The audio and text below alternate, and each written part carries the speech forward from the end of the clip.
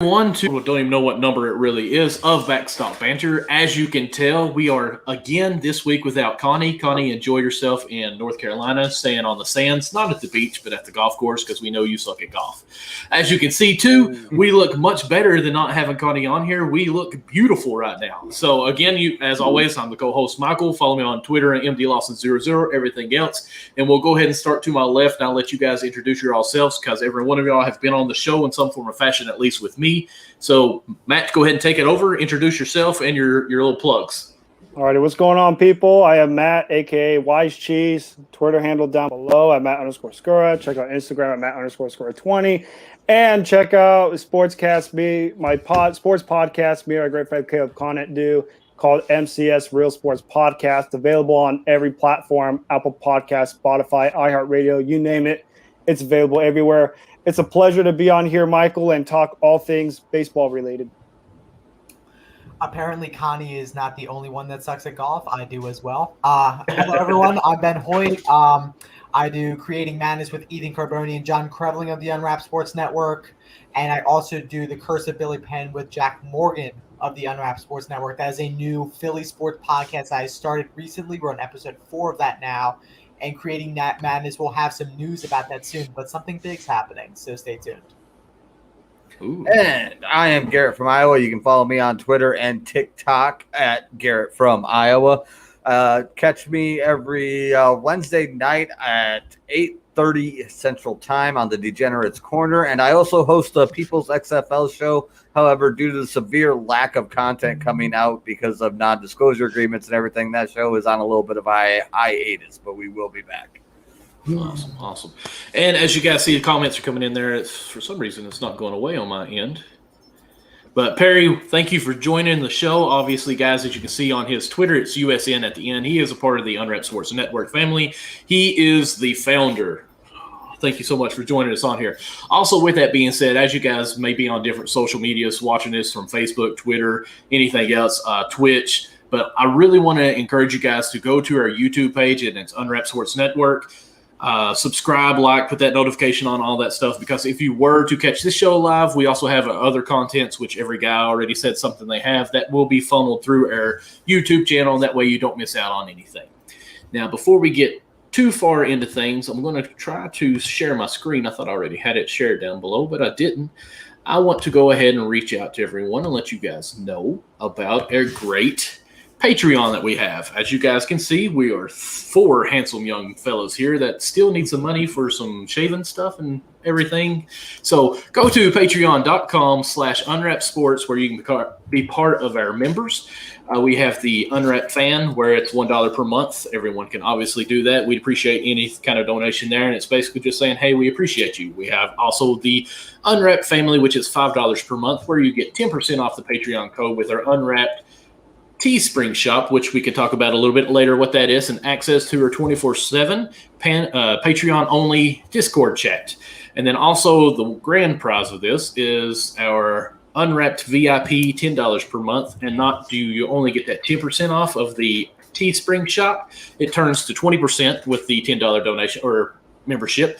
Also, you get access to the 24/7 Patreon Discord chat, and you can actually interact and connect with us, and we can discuss things. But the great thing about this one is actually with this tier, you will get entered into our, I'm trying to think, memorabilia giveaway. I do not know what this month is. Do you guys know? I have not heard what we're doing for July, but it is July 1st. So it'll be July 1st, so we're switching over. That will probably be released a little bit later, but we're still young on this. I'd say we're probably 3 or 4 months deep into it, so I would say the $10 membership is not so high yet, so you have a better, higher percent chance right now to win whatever we are giving away. I know we've done a Mark Ingram, that's who I was thinking of. Mark Ingram, who just retired for the Ravens, signed jersey. Keenan Allen jersey, which Amber won. Garrett, you won a jersey too, didn't you?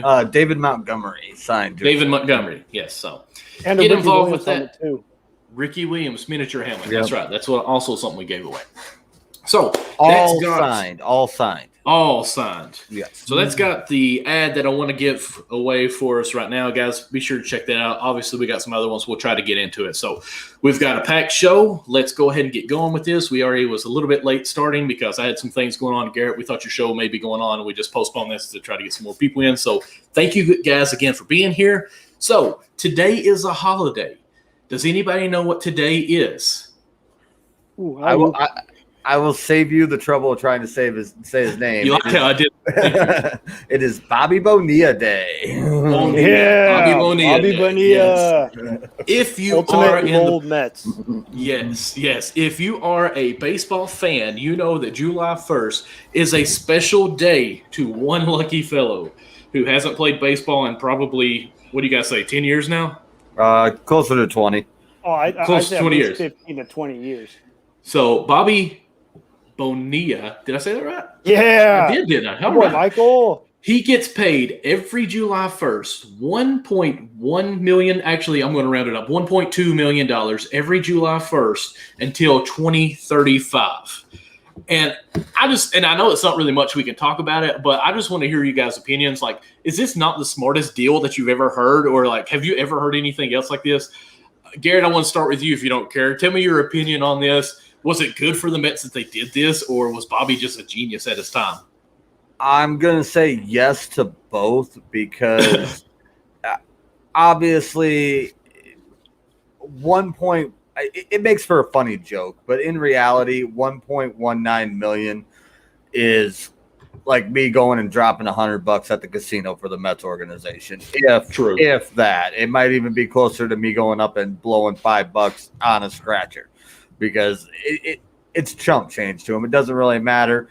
And I mean, realistically, the guy had already made money. It wasn't like he was cash strapped, and now he's just got a guaranteed income of $1.2 million a year every year. I think it was a good decision on both sides.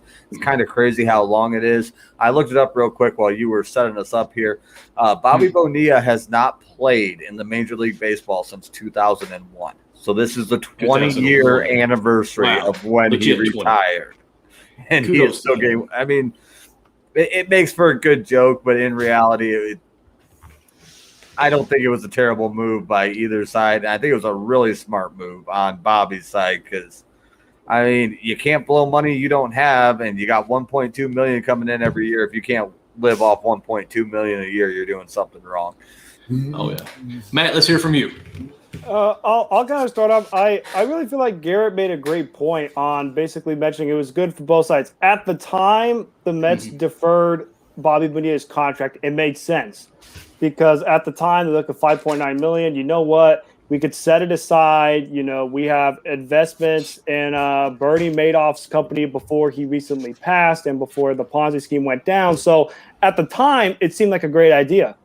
But when the Ponzi scheme got unfolded, it entirely backfired. And in my opinion, it did not help the Mets when the deferred contract started in 2011. It's one thing if it's like, all right, 2001, we're going to defer your money. We're going to start paying it off in like 2004, like 3 years later. But when you wait 10 years, if you're the Mets, what would you expect? You expect $5.9 million to stay the same? No. Of course the money's going to go up because it's 10 years in the future. So you look at it from Bobby Bonilla's perspective, standing owed to the agent for being able to like get it done. It's like, hey, you know what? We'll make an 8%. I believe it's like an 8% interest, 2011, 2035. Book it. We'll be just fine. And what's happened? Now it's the big joke that the Mets now have to pay $1.2 million every year to a guy who hasn't suited up, like Garrett mentioned, for 20 years. And hey, you know what? It's one of those where the lesson is if you're gonna defer your contract, defer it right, because it could turn into a situation to where you could have a Bobby Bonilla situation where now you always have to have set aside $1.2 million for 25 years because you decided not to pay $6 million up front. The Mets could have paid the $6 million up front, no problem. And it would be a Bobby Bonilla joke. But because, as many baseball fans know, the Mets are the Mets, And they had the Wilpons family at the time. It wasn't Steve Cohen. This was the Wilpons. They decided we're going to defer the contract, paid off 10 years later, and now it's bit him in the ass. So along both sides, it makes sense. But now it's kind of one of those, like, you should have just paid the $6 million off when you had the chance. Oh, yeah. And for the record, I think that's part of why it's just a joke now, because it's a different ownership group. I think it's more of just a funny thing now than a big deal, because it's not even the same owners. And 1.2 million on a $38 million payroll, or whatever I'm probably way low. I know Major League Baseball is insane but the amount of payroll they're shelling out in a year, they probably don't even notice it. Oh, yeah. And Jared, just want to bring up your comment there. Yeah, he would have joined if he had a camera in this conversation. He's one of my buddies back here at home in Kentucky. One night, I actually talked to him just about fishing, and I believe we stayed up about 4 hours talking about – he's a big Cardinals fan, Garrett, so you would absolutely love him, right? Cardinals, Cubs, y'all, you're pretty good match there, right? The best fans in baseball there. Right, okay, that's what I was thinking. The best fans in baseball.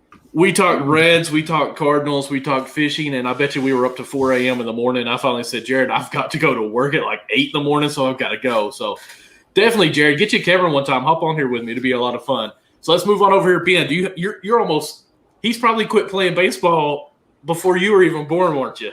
I know. I'm making Met fans grown since 2003. But you know what? Oh, man. This is also my holiday. As a Philadelphian, watching Mets fans suffer with this and just reflect on past mistakes is my pleasure. This is fantastic. Now, here's the thing. At the move at the time, it totally made sense. At Mets scores point, and I'm not going to get into money because I'm not good at math and I'm not an agent. But here's the thing. I mean, I think that the Mets fans struggling to reflect with this. I think it's so in the past. Like Garrett says, it's pocket change. They're literally paying $5 in our terms of money to him a year. It's 1.1 million. And then I honestly think with them just struggling with their past mistakes, I think that's just part of the joke where it's just like, all right, it's Bobby Bonilla Day. Watch them just, reflect on their past mistakes. I honestly don't think it would just be that big of a deal if it wasn't for like 20 plus years. That's my thing. Right. Well, let's go on to another celebration that's big to my heart, as you can see behind me. And I know you guys love listening and hearing me talk about the Reds so much, but there was a big milestone that happened, I think, yesterday or a couple of days ago. I've slept since then, so I'm losing track of that. But Joey Votto hit his 1,000th RBI, and it was a moonshot. So I want to hear from you, Garrett, even though I started with you a second ago, because you are a Cubs fan, so that's why I'm coming to you. I want to hear a little bit of what you guys think of the legacy that Joey Votto has with MLB. All right, first off, a little inside baseball for everybody. The Votto topic was not next topic on our notes.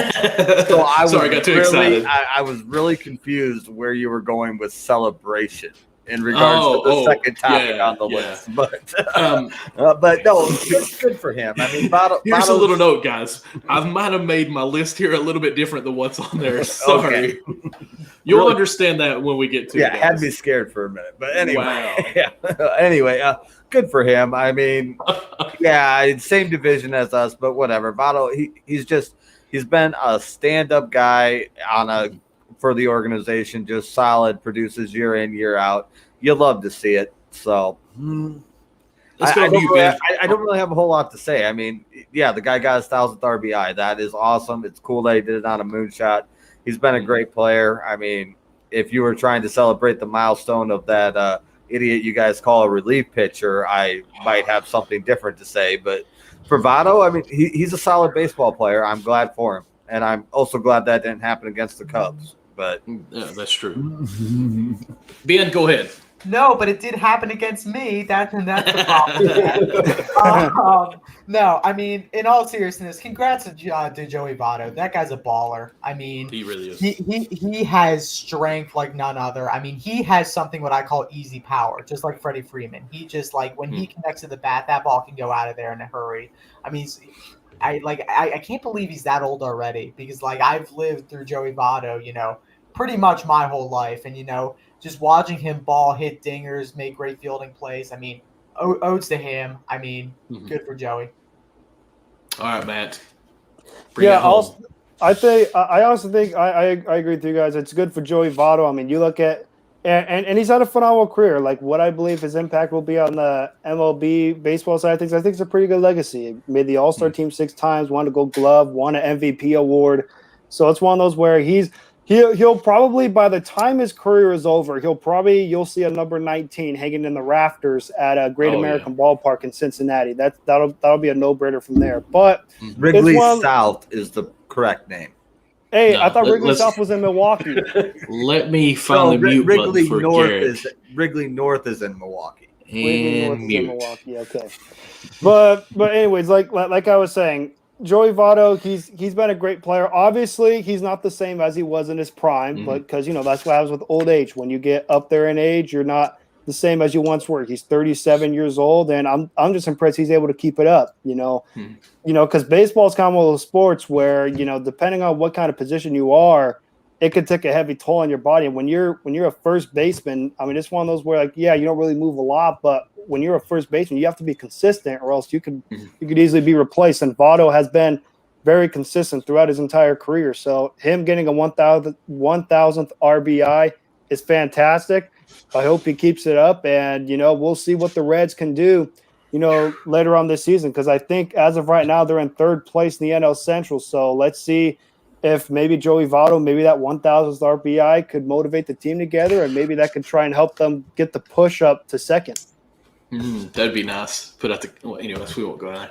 But I will say this: I'll talk briefly about my Reds and Joey Votto. Joey has been the face of the Reds for over a decade now, and watching him as a fan bat any at bat is almost just watching art happen. And I know it's kind of crazy to sound, but he's very methodical of how he thinks as he comes to the plate and as he bats. And you can actually see the evolution of Joey Votto with the game of baseball. He went from just trying to get on base and draw walks to now he's trying to swing for the dingers. And that's one thing he talked about, the transition from 2020 to 2021. It's the new baseball. He said, he's changed his swing. He's more upright now, standing straight up and trying to get more of the power to hit it out at 36, 37.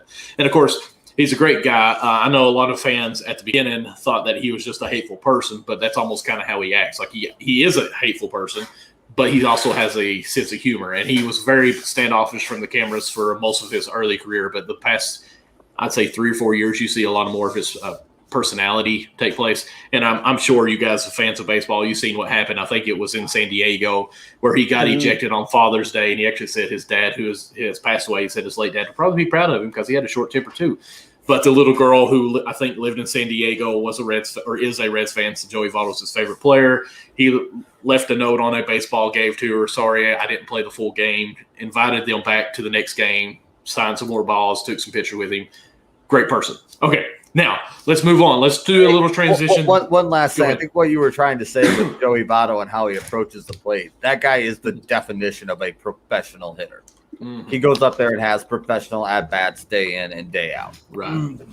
Definitely. Mm-hmm. So going from my Reds to kind of transition to a former Red, and which is actually what I wrote down on topic number 2. So that's where the celebration kind of makes it even more weird. The news that has been breaking here lately is a former Reds, now Dodgers, sorry, Matt, of Trevor Bauer. I do think we at least need to discuss it in some length. Obviously, it's a sensitive topic. We don't know all the details that are coming out on it just yet. We hear one side of the story. Now we're hearing a little bit of another side of the story. It's such a touchy subject. Be careful. But I'll just kind of update. There's allegations coming out of sexual abuse in some form or fashion with a woman who's come forth and I mean, I don't want to give all the details. It's kind of it violates the PG-13 rating. Yeah, it's Would you like me to take Let's this, just say Michael? Yes, the description is very in depth. So I wasn't for sure what I was reading. It kind of reminded me of a movie, but anyways. So yeah, a lot of stuff's going into it, and I hate this. I don't want to say it this way because this is one topic. Actually, I'm going to kind of watch rabbit trails here, but me and Amber kind of talked about this in our Count the Bucket topic with men in sports and high power and how things get swept under the rug with Jason Kidd, who had domestic abuse. I think he served time in 97. Phillips had something coming out. Now these guys are getting jobs and how these women can still feel hurt to see them excel when they're still in having problems. So I'm very sensitive to this. I don't want to step on anyone's toes or make anyone upset or anything I say, but what Trevor Bauer has been saying, and his legality people, I don't know what you call them, his attorneys have been saying that they have proof of these text messages that it was consent.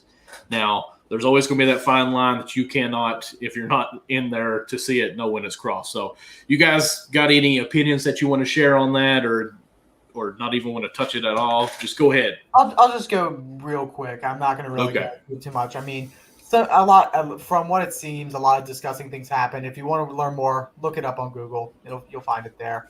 But honestly, I just hope that there is a quick and speedy trial, and hopefully the best things happen for everyone. That's the only thing. That's the best way to say. That's a way to give input without saying too much. I like it, Ben. Good job. Thank you, Matt. What about you? Yeah, I 100% agree with what Ben says. It makes sense. I also think it's definitely a very bad look, especially also with the sticky substance that's going on the MLB with Bauer's name being highlighted on there. On top of this, it's one where it's a bad look for Bauer. It's not something that you want to have, especially when you already have the sticky substance that's going on with the MLB, where they have to do checks now every couple innings. So you have already that, and then you on top of that you have this issue. It's not a good look. It's a bad look. So hopefully, like Ben mentioned, hopefully speedy trial, and justice is served. Whether it's for one side or the other, and we'll just see what happens from there. Yeah, I'm going to sum this up real quick. It's not great, Bob. It's not. This looks bad for Bauer. It's not looking real good for him. I'm not going to round up the pitchforks and torches and burn his house down by any means yet, because we don't know everything. And it's unfortunately, the wheels of social media and the news turn a lot faster than the wheels of justice. So this is going to get decided in the court of public opinion. And the main thing, I'm not even going to touch Bauer, the Bauer situation here, except in general. Rob Manfred messes everything up. And professional sports leagues as a whole have a history of messing these type of situations up. They never seem to handle them correctly. That's I'm just sitting here waiting for the shoe to drop to find out how Manfred's going to screw this up, because I can almost guarantee you he's going to somehow. And it's going to be bad for baseball. It's going to be bad for sports in general. It's going to be bad for the Me Too movement. It's going to be bad for everybody involved. And that's like the most unfortunate thing about this, is when it gets drug into the public like this for whatever reason. I'm not trying to point fingers or blame anybody for why it's in public, but the fact of the matter is, when it's in the court of public opinion this early, like there haven't even been, and once again, not addressing innocence or guilt or anything, but at this point in the process, there haven't even been any charges filed. But you got people all over Twitter, all over Facebook, all over ESPN, all over everywhere making judgments, and Manfred's going to have to do something, and no matter what he does, and I don't even know how much you can blame the guy, because it's like choosing between getting kicked in the left knee or the right knee. He doesn't have any good options here. And it's going to be bad for sports as a whole and everybody involved, big picture wise. And that's the unfortunate situation we're living in. But yeah, like Ben said, I hope we get this wrapped up as quickly as possible and get the best result possible for everyone involved. Right. So speaking of Manfred and how he messes things up, let's kind of use that as our transition here of a lot of people messing things up. There was a game yesterday that I think this team, and I cannot recall the team, they scored 7 runs in the first inning, and I think they still lost. Can anybody tell me who that team was, Garrett? Michael, you asked me to be good. You asked me to be good on your show, and then you bait me like this. That's not really fair. Was it the Great American North? Nice. Sorry. No, the Chicago Cubs yesterday, after they were coming off a 5-game skid, went into Milwaukee, lost the first 2 in the series, come into the third game of the series, come out in the top of the first, 12 batters go up. 12 batters made it to the plate. 10 made it to the plate before they pulled the starter, and they put up 7 runs. And they proceeded to lose the game 15-7. This is the second time in Major League Baseball history that a team has been up by 7 runs and proceeded to lose by more than 7. Second time in Major League Baseball history. I'm going to go back. I can't remember. It was a while ago. Right. It was a while ago, but it's not great, Bob. It's just we're hurt. We're missing guys, and we didn't have Rizzo or Bryant playing in this game. And Wisdom went out. The best thing that's happened out of the minor league system for us this year went out in the 3rd inning, I believe, because Jake Arrieta, who can't find the strike zone with both hands in MapQuest, fielded a grounder on the third base side of the mound, turned around and fired it towards first base where Wisdom was playing because Brian and Rizzo are out, and led him off the bag into the path of the runner, and he took a full-on ice hockey shoulder to the face. And no word on how bad that was, but he didn't stand up for like 5 minutes. I'm pretty sure his bell got rung. It was bad. The game before was bad, and it's not good in Cubs world right now. There is a very real possibility that we are looking at being sellers at the trade deadline, and this may be the most traumatic thing that has ever happened to me baseball-wise since Sammy Sosa left the Cubs. Because, growing up when I was a kid, Sammy Sosa was the first guy I remember leaving the Cubs. Because when I was old enough to start following the Cubs, they had Sammy Sosa, and he was awesome, and he was awesome, and he was awesome, and he was awesome. But then all of a sudden, I was old enough to know it happened, but that was like the first player it happened to me where your hero left the team.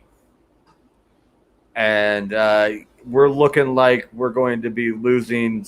I mean, we've already lost some with Schwarber and Lester going in the offseason, but we're looking like the 2016 team that broke the curse is not going to be recognizable come possibly even after the trade deadline, and definitely not next year. And it's just I'm a diehard Cubs fan. I'm here for 162, and I gave myself, and other people on Cubs Twitter agreed with me that I don't care how diehard you are, you could be salty for the next 48 hours after that game. And so I'm being salty for my 48 hours. And then tomorrow I'll put on the Cubs in 4. I don't care who we play at, and we'll get back after it. But right now, I just want to add to that. I'm salty very much about my Reds, but I'm a diehard Reds fan. I mean, we'll have so many games that we're up till about the 7th inning, 8th inning for the past 3 years, and then somehow we lose it and blow it. So, to me, fix it. But anyways, you can be salty and still be a true fan. I'll say that. Well, and it's just it was a really rough series up there at Wrigley North. I'm sorry, Matt, but when you get Milwaukee tickets with a foot-long meal at the local Subway, we pay your rent, bro. But the Cubs fans driving up to Milwaukee pay the rent. It was a big series, too. Yeah, and it was a huge series. We were 4 games back, no, 3 games back coming into the series. We're 6 games back coming out. That's not the way it wanted to go. First game, got after the pitcher, chased him.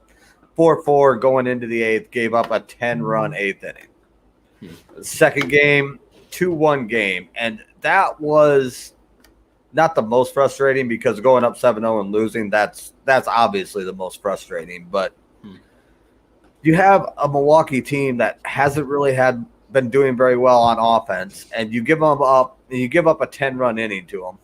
And then the next day you come out and you hold them to 2 hits. 2 hits the whole game. They got 2 hits, 2 runs. And you couldn't score a run. And I multiple times watching that game, because it was an evening game, so I got to watch it. I'm sitting there, and we got 2 guys on base, or a couple times even 3 guys on base with 1 or 2 outs. And you're looking at the next 3 batters up, and it's like, okay, there's the catcher that I don't know who he is because our guy that was supposed to back up Willie got hurt.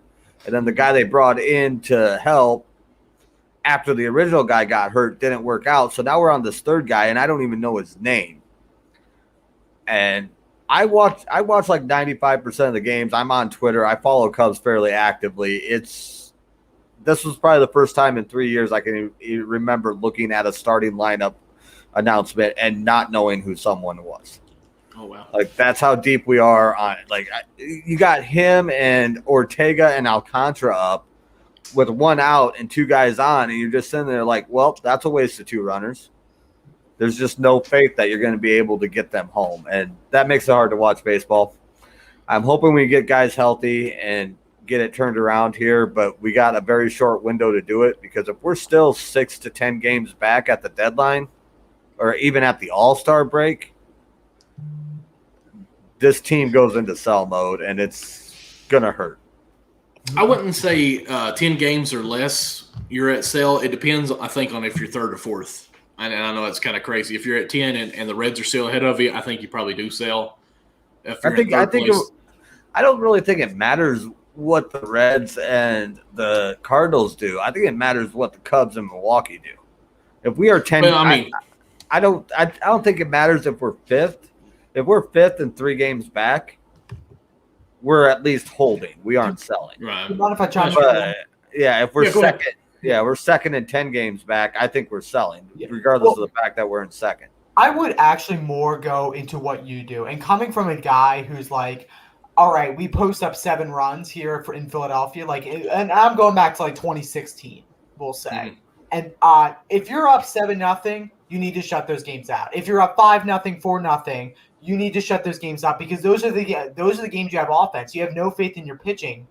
But if you have something going, you need to ride it. And honestly, the Cubs obviously did not do that. But if this keeps happening where you're up 4-0, 5-0, and yet go into late innings and blow saves, blow it as a starter, you guys are going to go in a very negative direction very fast. Oh, yeah.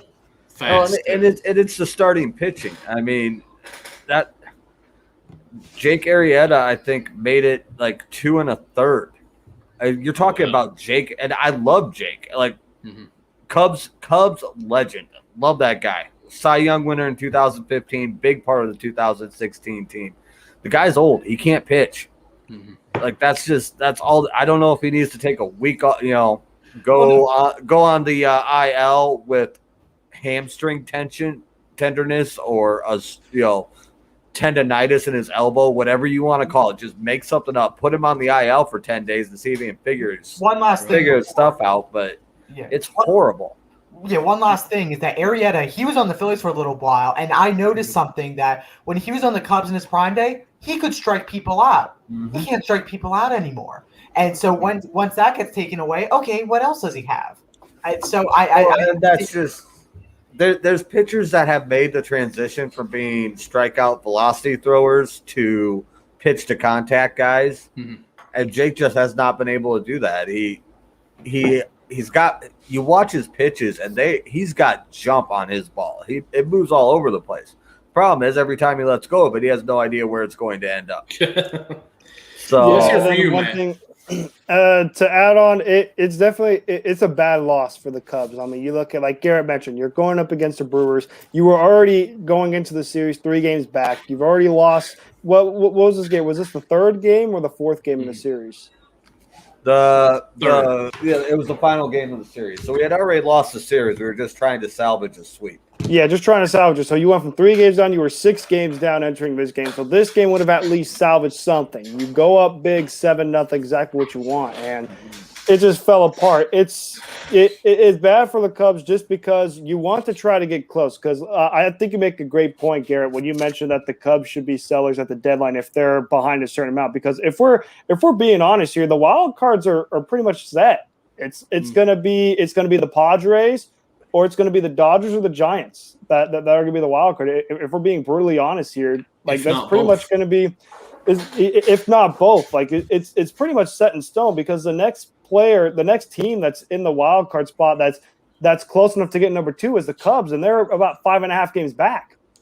So I mean, it's one of those to where if you're 5, like you mentioned, Garrett, if you're 5, 6, maybe 7 games back, at least sell and get some prospects so you can build up your team, for the future. But it's just one of those where every team has those losses. Every team has those losses where you're up big and you just let it slip. It's just for the Cubs when you're entering that late June, early July season before the All-Star break. You can't have that. You could have that loss in, say, April or May, no problem. But when you get down to that late June, early July portion of the baseball season, that's just you can't have those losses. You got to have those wins because every game counts. Because one, it's near the trade deadline, and two, you're looking at the playoff picture. This is where the playoff picture really starts to get formed. Like this is where you really see, all right, this is a team right here that's a playoff contender. This team right here is on the fringe, but if they can make some moves at the trade deadline, they could be a playoff contender. That's just a loss to where if the Cubs look back at the trade deadline and instead of them maybe being 4 games back, they're back instead of 6 games. You look at that game and say, man, we really let that game slip there. If we would have won that game, that could have maybe gave us momentum to try and catch the Brewers or get close to the Brewers. Yeah, well, I'm just going to say this. For all my Cubs fans out there, I'm sorry, let me just throw this in. For all my Cubs fans out there, you all need to go to rxhemp.com and use promo code rxhemp/USN because I know that game was very painful, and you could get you some CBD cream to try to ease out that pain and get 10% off using that promo code to get your first order. That way, it can ease up just a tad bit. Again, that's rxhemp.com, rxhemp/USN for the promo code. I think my favorite Cubs fan, Ethan Carboni, may need that. Go ahead, Carrie. Last little comment on this. That's what's so frustrating about because this team has so much talent. Like what you said about the wild card, Matt. 2 of those teams that you mentioned. So you got the Dodgers, the Padres, and the Giants. Somebody's got to win the division, and the other 2, I mean, at this very moment in time, are looking like they're going to get the wild card spot. But the Cubs are, let me think here, 4-3 against the Dodgers, and 4-2 against the Padres. And they swept them on the season, and they swept both of those teams. And those are the teams you guys are talking about the being the lock-in wild cards. The Cubs have shown they can beat those guys. Mm-hmm. I mean, they swept the Dodgers going up against Kershaw, Buehler, and Bauer, I believe. I mean, they weren't going the back end of the order. Mm-hmm. They took the teeth of that order. I was wrong. The Cubs are 6.5 games back of the second wild card, not 5.5. They're down 6.5. But now, we also have the easier part of our season coming up, so we could. Hey, at least you play the Pirates. At least you play the Pirates, right? Yeah, and I don't count the Reds in that, Michael, because just for reference, in 2016, when the Cubs won 95 games and Cincinnati was 20 games below 500, Cincinnati was 12-4 against the Cubs. So I'm not confident going. I know that on paper and looking at what the teams have been doing, the Cubs should be able to count Cincinnati as one of those, has an easy part of the schedule, but you never can when it's Chicago, Cincinnati. Those games, they never make sense. I mean, we put up 13. Yeah, we put up 13 runs against Cincinnati and lost by 2. Like, I mean, stuff that shouldn't happen in a baseball game happens when Chicago plays Cincinnati. Now, the Cubs fans, I won't say this helps any, but you guys weren't the only ones that had a bad beating. Let's move on over here to another team that was 7-2 after the first inning, put out a starting pitcher in that first inning as well, and Ohtani, who I would say they put him out, but he still was that bad. But anyways, so that team obviously is the Yankees, and if y'all happen to see that, I'm going to run just through the box score a little quick. First inning, 2-7 in favor of the Yankees. Angels score another run in the second, so it's 3-2 into the second. In the fifth inning, becomes 4-7 in the fifth inning, and then it goes 4-8 going into the ninth inning. To the top of the ninth inning, Yankees are up 8-4, and all of a sudden the Angels show up. There's a grand slam hit, a couple of great at-bats as well, and they end up scoring 7 runs in the ninth to win 11-8. Now, everything that we talked about, and I kind of want to segue this into each other because everyone loves the Yankees, and this was a bad beating from the Angels, who, sadly enough, are a bad team. They look on stats or on the sheets like they should be good, but they're just not. Now they've had injuries. Rendor is finally back. Trout is still out. Ohtani MVP candidate right now. Are we saying the same thing about the Yankees? Because they're not the top of their division. I mean, do we think that this team might be a seller? Do y'all want to talk about how bad of a loss that was? I wish Connie was on here so we can kind of laugh about the Yankees losing. I'll start off first by saying this was an embarrassing loss by the New York Yankees. You cannot have a loss. You cannot have this kind of embarrassing loss when you're a fourth place team. I mean, I know this was something that we used to bag on the Phillies being a fourth place team, but this is like the Yankees. You're a fourth place team. How do you have a worse record than the Toronto Blue Jays, who are literally building for the future? They're not competing. Easy on my Blue Jays. I mean, I love the Blue Jays, but they're not ready yet. They'll be there in next year or 2 years. I have 100-1 odds that the Blue Jays will beat or finish above the Yankees with Connie. If they do, I get $100. If Yankees beat them, I have to pay them $1. So okay. I'm sorry about that, but I'm just saying if you're the Yankees, you can't have this kind of loss. Your dad, the Red Sox, are dominating you by 10 games, and the Red Sox weren't even supposed to be competing, and they're just dominating you. You got the no money Rays, who have one of the lowest payrolls, and they're the top wild card team. How are you the Yankees, the so-called Bronx Bombers? I mean, they look like frauds out there. If we're being honest here, you can't, if you're the Yankees, have one of the highest paid pitchers in Garrett Cole. You have injury-prone Judge, Gary Sanchez, Giancarlo Stanton. You can't have all these star players and only be 41-39. It's unacceptable. The Yankees are like the Angels. They have all the star-studded talent, and yet they still find a way to play horrible. Something's got to change for the Yankees. Whether that's Cashman basically saying get out Cashman, whether that's the Aaron Boone experiment being gone, or trading somebody. All I gotta say is if George Steinbrenner were still alive for the New York Yankees, this team would be blown up. Because Steinbrenner, if there's one thing about Steinbrenner and the Yankees, is he did not accept terrible records. The way the Yankees are playing right now, George Steinbrenner is turning in his grave. And if he were to be brought back to life, he would just dismantle the team, fire the GM, fire everybody, and just restart. But this is a horrible loss from the Yankees. Yankees are playing horrible right now. They have no mojo going. They have nothing going. I mean they have the Cuban Missile and Aroldis Chapman, and he's playing horrible.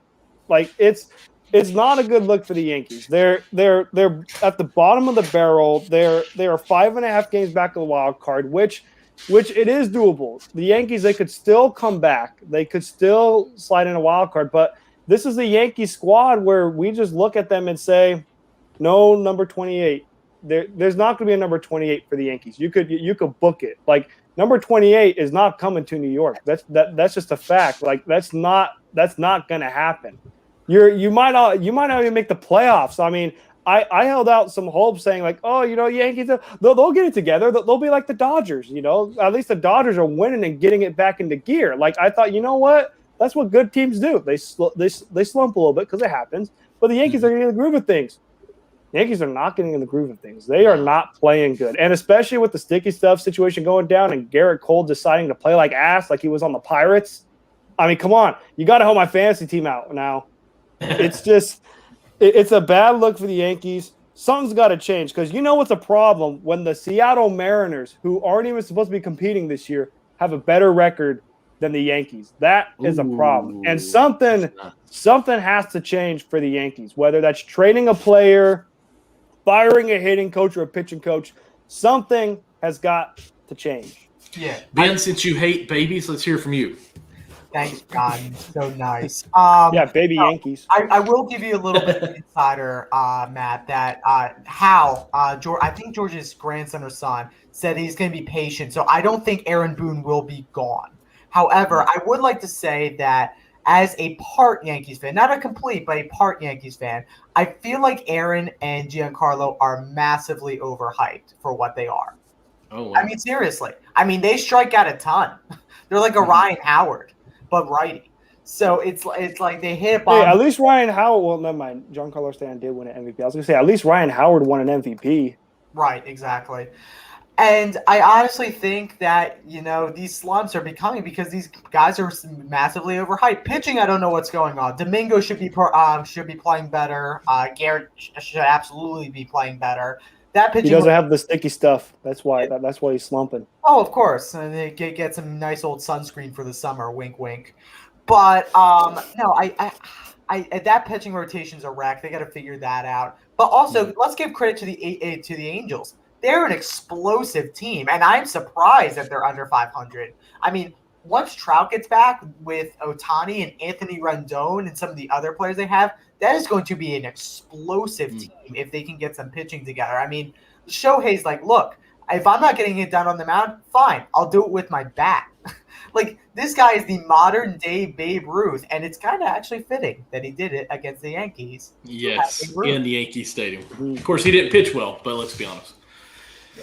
I will say this about the Angels before you go, Garrett. I think the Angels, I mean, like we have said, they are bad right now, but they are looking good. I think they have themselves in a good spot. I feel like they managed themselves without the best player in baseball and Mike Trout. So I look forward for the second half when he is back there with us. I think the Angels could make some noise. I don't know how far they can, though. They need a here's what I will say about that, Michael. If the Angels ever want to make any noise and try to make a playoff push, they better at the trade deadline look for any pitching arms, any starting pitcher, any bullpen, any arms that are up for grabs. Even if the Cubs decide to move on from Jake Arrieta, if I'm the Angels, I don't care it's Jake Arrieta. Just give me something because I'm telling you right now, the kind of starting pitching staff that they have ain't gonna cut it.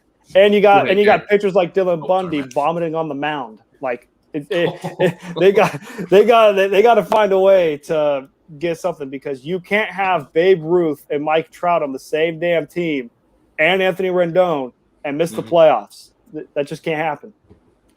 I think the Angels are better than their record. So, and I also think like you started off this asking it, comparing it to the Cubs loss because it was also a 7-run first inning. I think like this one is not as bad because they had to have a massive ninth. In the Cubs situation, the game was over by the 4th inning. Like 5 through 9, you were just waiting. You were just sitting there praying for the end. So it was a more competitive game. And I don't – yeah, the Yankees are trying to employ the Dodger model that worked in a shortened season because you didn't have to worry about injuries. And that you just throw a bunch of money at people and you go win a title. That's not good. They're just not the world champs. Yeah, I said they won the title. They throw a bunch of money at people and go win a title. Hey, we only threw money at Mookie Betts. That was it. It's not going to work for 162. And I mean, but I think that somewhere in the Yankees deal, they think somebody in the Yankees organization has this idea that they just pay all these players that have high price tags are going to win baseball games. And that's not how things work. I mean, it helps, but been doing it for you years. can't. You got to look at lineup composition. I mean, I'm not near as well versed on the Yankees as I am the Cubs or the other NL Central teams, but it just seems like they have a very, very power heavy lineup, and the Cubs did that for years. And the problem when you have a Bryant, Baez, Schwarber, Rizzo stretch in your lineup, those are 4 power home run guys that strike out a lot, and it leads to not a lot of offensive protection because you don't have any contact guys in there to protect your power guys. So they might help Judge out a lot if they knew that the 2 guys in front of him they had to pitch carefully to, or they were going to get on base, and then all of a sudden you're pitching to Judge with runners on first and third. That's a completely different situation than pitching to him with bases empty. Because pitching to him with bases empty, you just go after the guy. And if he gets a home run, oh well, it's 1 run. When you got 2-3 guys on base, or you've got 1 or 2 guys on base, and you're looking at a 2 or 3 run homer, you got to pitch him different. But when you don't have that in front of him to set him up, it leads to a lot more strikeouts. So, and I'm just using that as an example because I do think Judge is highly overrated as well. But either Judge is which having a way, decent year this year, at least. I mean, he's batting 280. I think he has struck out like 80 sometimes. But what's crazy is that's the new baseballs. You do strike out a lot. Like it's either a boom or a strikeout. So I mean, or a dinger, as they say. So yeah, and I don't understand that. They were talking about that like. The new attitude is that a ground out and a strikeout are the same out. And I don't agree with that because I don't either. Yeah, I mean, if you strike out 4 times, you go sit in the dugout 4 times. If you hit 4 grounders to short, you end up at first once. And I mean, I know I'm exaggerating the numbers, but you get my point there. Right. Putting the ball in play, you at least have a chance of ending up safe at first. Right. But yeah, it's strikeout or dinger heavy, so you're going to see more strikeouts. Now, we talked about 2 bad teams with the Yankees and the Cubs. I say bad teams from last night. I'm not saying the teams are bad, just they took beatings. So let's transition to a better situation for at least one team. The team that a lot of media, spectators, all these people thought would be better than what they're doing now. So maybe this game from last night can be a look for momentum to push forward to try to get back to where they were, because I actually had them maybe making it to the World Series. I said this was my second team that I think could possibly come out of the NL was the Atlanta Braves. They play the Mets, who everyone loves, and they've played great. They pitch great, blah, blah, blah. But they just faced the Mets and won 20-2 yesterday. I think it's Albies is how you say it, or Albies had, I think, like 6 hits, 7 RBIs, 2 home runs. Wonderful game for him. I'm happy to see the Braves actually looking good in this game. Hopefully they can carry on. Ben, you want to start us off this way? What do you think of that? Yes, as the NL East expert here, I would like to chime in that none of these teams are getting a wild card, period. So any game that the Mets lose is a game that you get closer to the division. So you want the Mets to lose. Now, coming to the Braves as a Phillies fan, that could be different. We're neck and neck with the Braves for, third and second in division. I forget what place we are. But, coming from the NL East, I don't see a bad team this year, honestly, because the Marlins, who are in last place, are only 8 games back. I mean, you take a look at the Diamondbacks in the NL West, they're 29 games back. In fact, in some of the leagues, the second to last team is 8 games back. I mean, this is a strong division this year from what we thought is a weak division. However, taking a look at that NL West with the Padres, Dodgers, and Giants, you're not going to get one of those wild card teams. So you need to scrap and fight for every win you can. And I still think that if the Mets go on a slide, because remember, that bullpen has been bad in the past. That was the only bullpen that was worse than the Phillies last year, and that was saying a lot. I think this could be still anybody's game. I really do. I think it's that close of a division. Who do you think comes out? Who do I think comes out? I think Atlanta's going to get hot. I really do. But I think it's between 3 teams. I honestly think it's going to be between the Mets, the Phillies, if they get their defense and bullpen together, which we'll see, and the Braves. Nationals have an outsider chance, and Marlins, I'm not sure about them. Nationals have 7 of the last 10 games. They've got a hot team. I'll add on. I'm sorry to interrupt. I'll add on by saying, Ben, that's a lot of nerve to talk when your team's in 4th place in the NL West. That's a lot of nerve saying that you're going to be one of 3 teams, even though you're in 4th. But go ahead. There you go. Yeah, all I gotta say, this was a solid win by the Braves. I mean, you beat up the Mets 20-2. It's a great win, but it's one of those to where, I mean, if we're being honest here, the whole entire NL East just stinks. Like, how are you 41-36 yet still in first? This is literally like the NFC least, and instead it's the NL East. Like all the teams are, like, almost every single one of these teams, besides the Mets and the Nationals, everyone else is below 500. Like, how are you the Braves? You just made it to the NLCS last year thanks to the choke job that you did, and you're 39-41. Like, how is that possible? And then the Phillies 37-41, and almost all these teams are bad. I mean, it's just one of those, like, if you're the Mets, this is a horrible loss. It does not look good if you're the Mets when you went all out in the offseason. You got your man Francisco Lindor, who's been okay. I mean, he hasn't been, the Lindor that you signed up for. He's been kind of like a knockoff version of Francisco Lindor. But I mean, it's one of those where it's July and you're near the All-Star break, and if you're the Mets, don't pull a low Mets. I mean, this is why I always say the Mets always find a way to mess things up. And this is going to be one of those situations where could it start the downfall of the Mets? We'll have to wait and see. I mean, they got Daddy DeGrom, future probably NL Cy Young winner again. Although he gave up 3 runs today against the Braves in the first inning. He finished with 14 Ks, 5 hits, 3 runs, 3 runs, pitched 7 innings. Still, his ERA is .50. There's just one of those where I will say it is an interesting point when Ben said, Ben, what did you say again? You said if the Mets lose, it helps in the division. Whenever the Mets lose, it helps get the division closer. And he's got a point. The Philadelphia Phillies are 4 games below 500, yet they're 4.5 games back in the NL East. So you could hypothetically say the Phillies will still have a chance to win a division. And in my honest opinion, that's going to be the only way how a team is going to make it out of the NL East is by winning the division. Because like Ben mentioned, the NL wild cards, unless if the Cubs pull some sort of 2016 miracle out of their ass, it's going to be pretty much wild cards. It's going to be the Padres, most likely at number 2. And it's going to be either the Giants or the Dodgers as the first wild card. That's pretty much how it's going to be. Yeah, and I mean, unless if one team has a meltdown and Garrett's Chicago Cubs revert to World Series form and pull some miracles, pull some strings, and get close to the wild card, it's pretty much going to be set.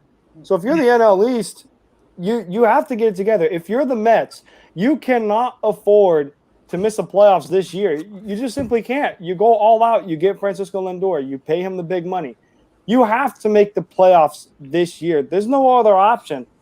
I mean, I would honestly say the only team that you would understand if they miss the playoffs is probably the Washington Nationals, just because, I mean, you look at, they've gone through a lot of changes, so it makes sense if they miss the playoffs. But any other team in that division has no excuse. Mets, you got no excuse of missing the playoffs. Atlanta Braves, you just made it to the NLCS last year and you blew a 3-1 lead. You were a World Series favorite going into this season. You have no excuses of missing the playoffs. And if you're the Philadelphia Phillies, you have Bryce Harper. How are you a 4th place team with Bryce Harper and you got rid of Gabe Kepler? You got rid of your GM and you got rid of your manager. You put in a World Series winner in Joe Girardi. How are you still a 4th place team? There is no excuses for any teams in the NL East besides maybe the Nationals and the Marlins, and that's about it. And by the way, I want to clarify before Garrett goes. I'm not saying that they're the best division in terms of talent. No way. And by the way, I did forget the Nationals were above 500, so I will add the Nationals into my list. Okay. But anyway, I think they're the best division because they will be the most talked about division. Because honestly, I think 2 out of the 3 of the teams, if not all 3 of those NL West powerhouses, are getting into the playoffs. We're going to be seeing a scrap fight between the whole National League East besides the Marlins, trying to get into the playoffs potentially come, August or September. I think it's going to be such a fun division to watch, and I can't wait to see. By the way, go Phils. Could you imagine if the Philadelphia Phillies go from 4th in the division to somehow winning the division? How happy Ben will be, only to have his hopes crushed by losing. Only to have his hopes crushed by probably losing to, let's see, either the Brewers or the Dodgers. If they won the division, it'd be a wild card. Well, no. If they won the division, they'd probably be third. They'd probably be third, and they'd probably play the Brewers. Okay.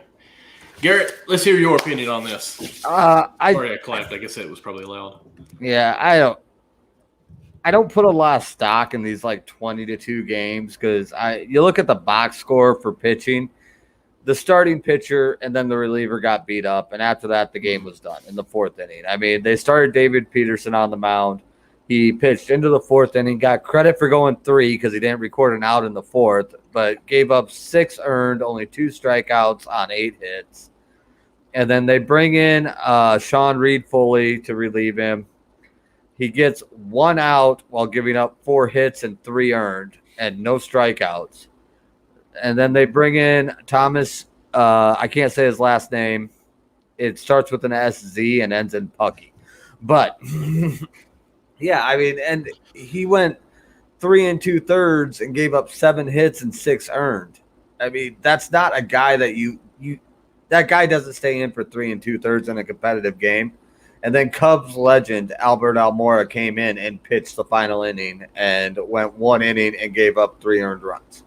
So, I mean, yeah, it was 20-2, and it looks bad when you look at the score. You look at what happened in the game. The game was over at 9-0. After that, the Mets were just treading water trying to get out of there. So, it doesn't seem as much.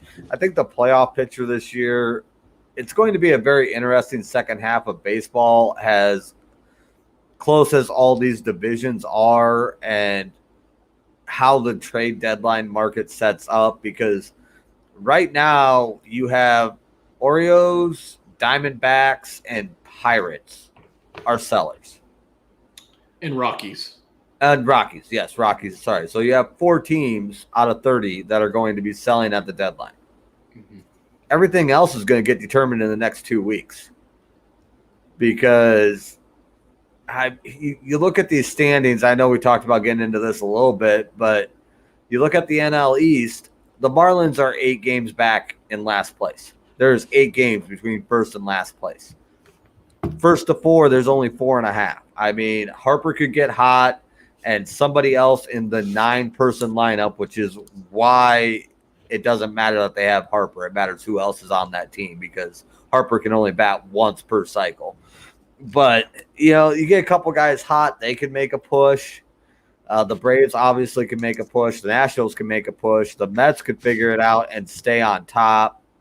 You look at the Central, I mean, the Brewers are 6.5 games ahead of the Cubs and the Cardinals, and then the Reds are 8.5 back. But in between Reds, Cardinals, Cubs, I mean, who knows what's going to happen there? Hey, you're looking, and same thing in the West. Rockies and Diamondbacks are out of it, but Giants, Dodgers, Padres, it's 2.5 games from top to bottom. I mean, any one of those 3 teams could easily win the division. So, and that's just on the National League side. So it's going to be a very interesting deadline. I think it's going to be a very interesting second half of baseball. Guy I had on Degenerates Corner last night, shout out Josh on tap for coming on and doing a spot of guest hosting with, but he said he's like more excited about this second half of baseball than he's been in years, just because in between injuries and not knowing what's going to happen at the trade deadline, it's going to be a very, very interesting second half. Well, excuse me. I want to say this real quick. If you guys like to bet, you guys should be going to mybookie.ag, use promo code USN100, and that will double your first deposit up to $1,000 that we will match your deposit. And the reason I tell you that is you need to go ahead and put in your first deposit using, again, that's mybookie.ag, promo code USN100. And you possibly need to go ahead and make a wager, I guess is the correct way to say, on the Milwaukee Brewers to win the World Series. Because in the month of June, they went 19-8. That's a pretty hot team, is it not? Not impressed. 19-8. Well, that's because we're Centrals. We're not really supposed to be impressed. But the Brewers went 19-8 is pretty hot, and they won some pretty big games. I think this moves them up in the top 4 or 5 teams in both NL, AL as far as power rankings right now. Do you not? Talk to me again at the All-Star break. They played the easiest stretch of schedule of anybody in the NL Central. I mean, credit to them. I'm not trying to say they're garbage or anything, but right. Basically all they did to go 19-8 was – I thought you said this was a PG-13 show, Matt. But I thought it was funny. Sorry. It was. It just threw me because I wasn't expecting to see that. But anyway, where was? Oh, they beat the teams that they are supposed to beat. That's basically what they did, and then they caught the Cubs at a bad time. That's basically what happened to give them this 19-8. They aren't going to maintain it. You know, they have to play the Cubs a bunch more, which. That has yet to be seen whether or not that's going to be a tough tough series, but I mean they don't get to play the Diamondbacks again. Right. They beat up on the Diamondbacks and the Pirates. Actually, they play the Pirates tomorrow. Yeah, I mean, so they'll keep going with the stretch through the Pirates, assuming they take 2 out of 3 from the Pirates. They end up 22-9 playing teams that they should beat, and then they have to play real teams again. Well, here's their schedule in July, and I hate to say this, but they have a 4-game series with the Pirates that started today. They won 7-2. They've got a 2-game series against the Mets. I'm sorry, 3-game series against the Mets, and then they face the Reds. 1, 2, 3, 4, 5, 6, 7 in an 8-game series. How that happens, I don't know, but it's an 8 straight game series that they play. Probably 4 in Pittsburgh, 4 in Cincinnati. It is, but I think it's that's weird. And then this is July 20th. They'll face Kansas City for 2 games, and then on the 23rd they've got a 3-game series with the White Sox, and then they finish off with a 3-game series with the Pirates, and then the Braves. So the month of July, they play the Pirates 7 times. They play the Reds 8 times. Yeah, I think the Reds are more competitive than a lot of people give them credit for, including myself, because I like making fun of you, Michael. But I know.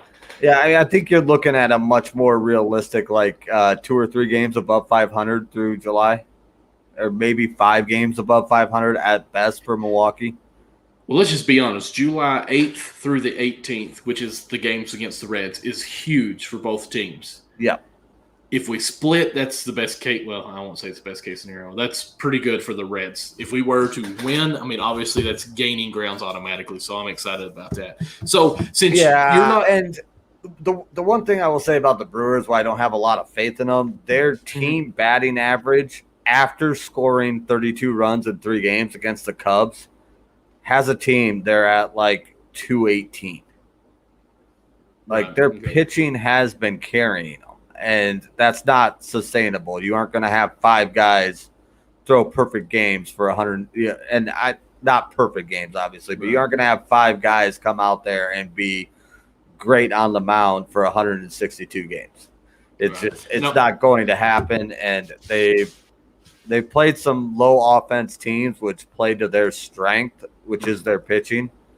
But yeah, the Cubs and the Brewers were, I think, 27th and 28th for batting average coming out of their series in Major League Baseball. I will say the last time that we did face them, as the Reds faced them, we did sweep them 4-game series. So that would be great if we did it 8-game series. Matt, what do you think of the Brewers? I personally think on the Brewers start, I mean, it's a good start for them. I mean, it's one of those where like Garrett mentioned, you play the teams that are on your schedule, and they won the games where they had to. And 19-8 now. What I say, they're the best team in the NL. I would say to hell no, they're not. Let's see. There's the Dodgers here. You got the Padres. You got the Giants, who are sleepers. I mean, I will say they're up there. How do you call the Giants sleepers? They're winning the freaking division. They'll tone it down a little bit. I mean, I don't think you can call the division leader the sleeper team. It's Gabe Kapler. Well, I will say, like Ben mentioned, it is Gabe Kapler. So we'll see what happens. But I will say they are one of the better teams in the NL, and the Brewers, they have surprised me, because before the season said the Brewers are probably going to be either a 2nd place or a 3rd place team and maybe make the wild card and maybe miss the playoffs. And so far they're on a heater. They've started off hot. They are, I would say, as of right now, they are playing like the best team in the National League. They are playing like it. Are they the best team? No, they are not.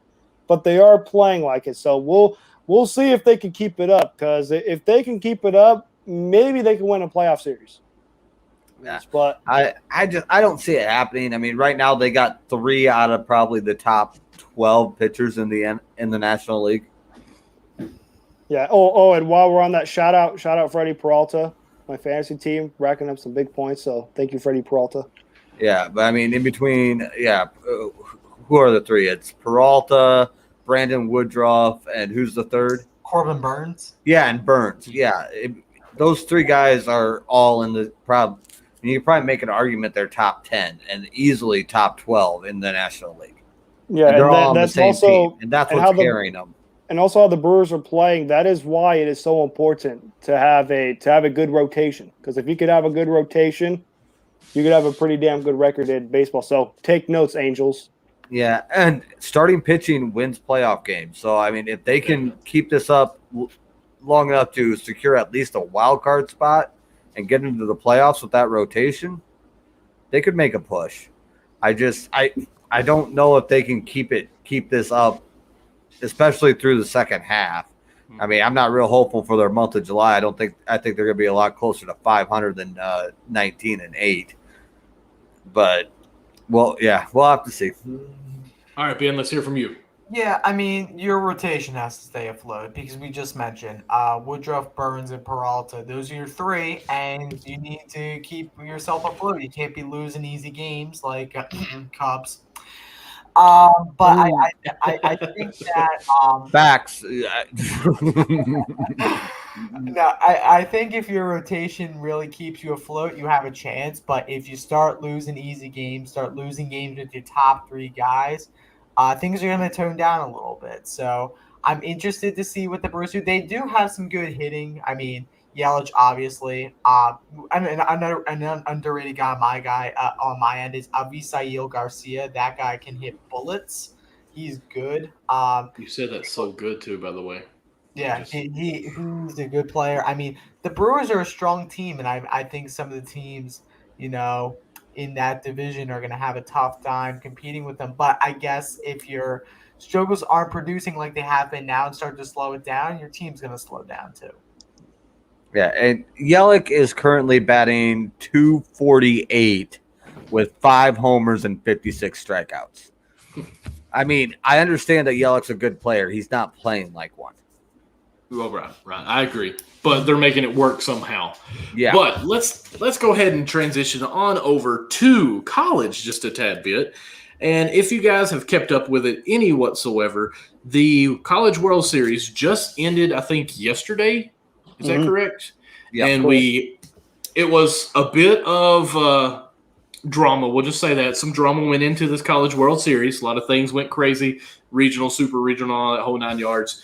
But congratulations to Mississippi State for your 2021 World Series. Dak looked healthy. He was up there. Dak Prescott cheered for his Bulldogs. There we go. Yep, Mississippi State. We're happy that his 2 knees are working because I'm a Cowboys fan.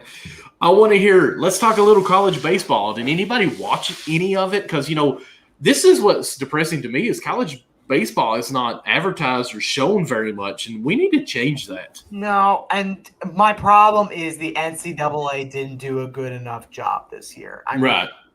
Taking a look, first of all, congratulations to Mississippi State. I will not take anything away from you. Great job. Hard worked, well learned. Congratulations. They played their schedule. They won the games put in front of them, and that's all they could do. That's all they had control over. So, yes. But second of all, I want to talk about the Wolfpack of North Carolina State. Now, apparently there were COVID issues within their clubhouse that prevented them from playing the games. However, on the other side, I think the NCAA completely just took away opportunities. By the way, these 90% of these kids will never walk into an MLB ballpark. A big proportion of them will never play in the minor leagues. These are kids. I mean, you're taking a huge opportunity away from them because of a COVID case. And I think if you take the tests and you're negative 2 times, you should be able to play. I mean, they're kids.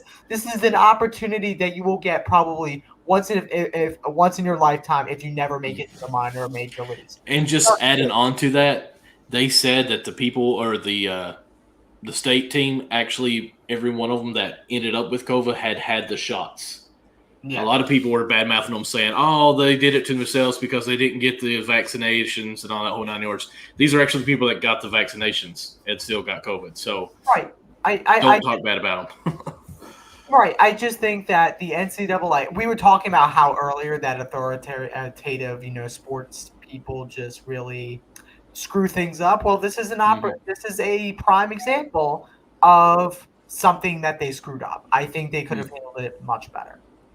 I'll follow up. I'll also say congratulations to Mississippi State. They definitely deserve this.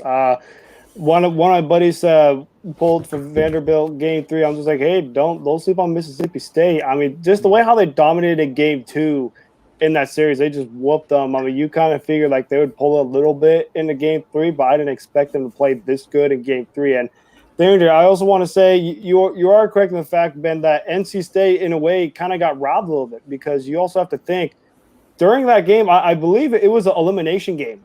Whoever won that game would play Mississippi State for the College World Series. And when you don't give North NC State that opportunity, it's kind of like you're just shooing them away from the curb. Like, how are you not going to give NC State an opportunity to play Vanderbilt? Because what if NC State beats Vanderbilt and it's Mississippi State versus North Carolina State in a College World Series?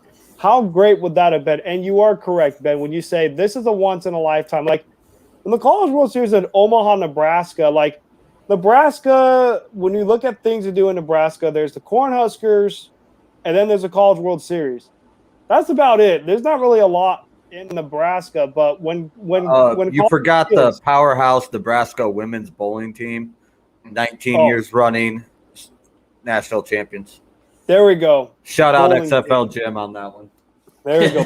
The bowling team as well. But like Ben mentioned, NC State, they weren't given an opportunity like that.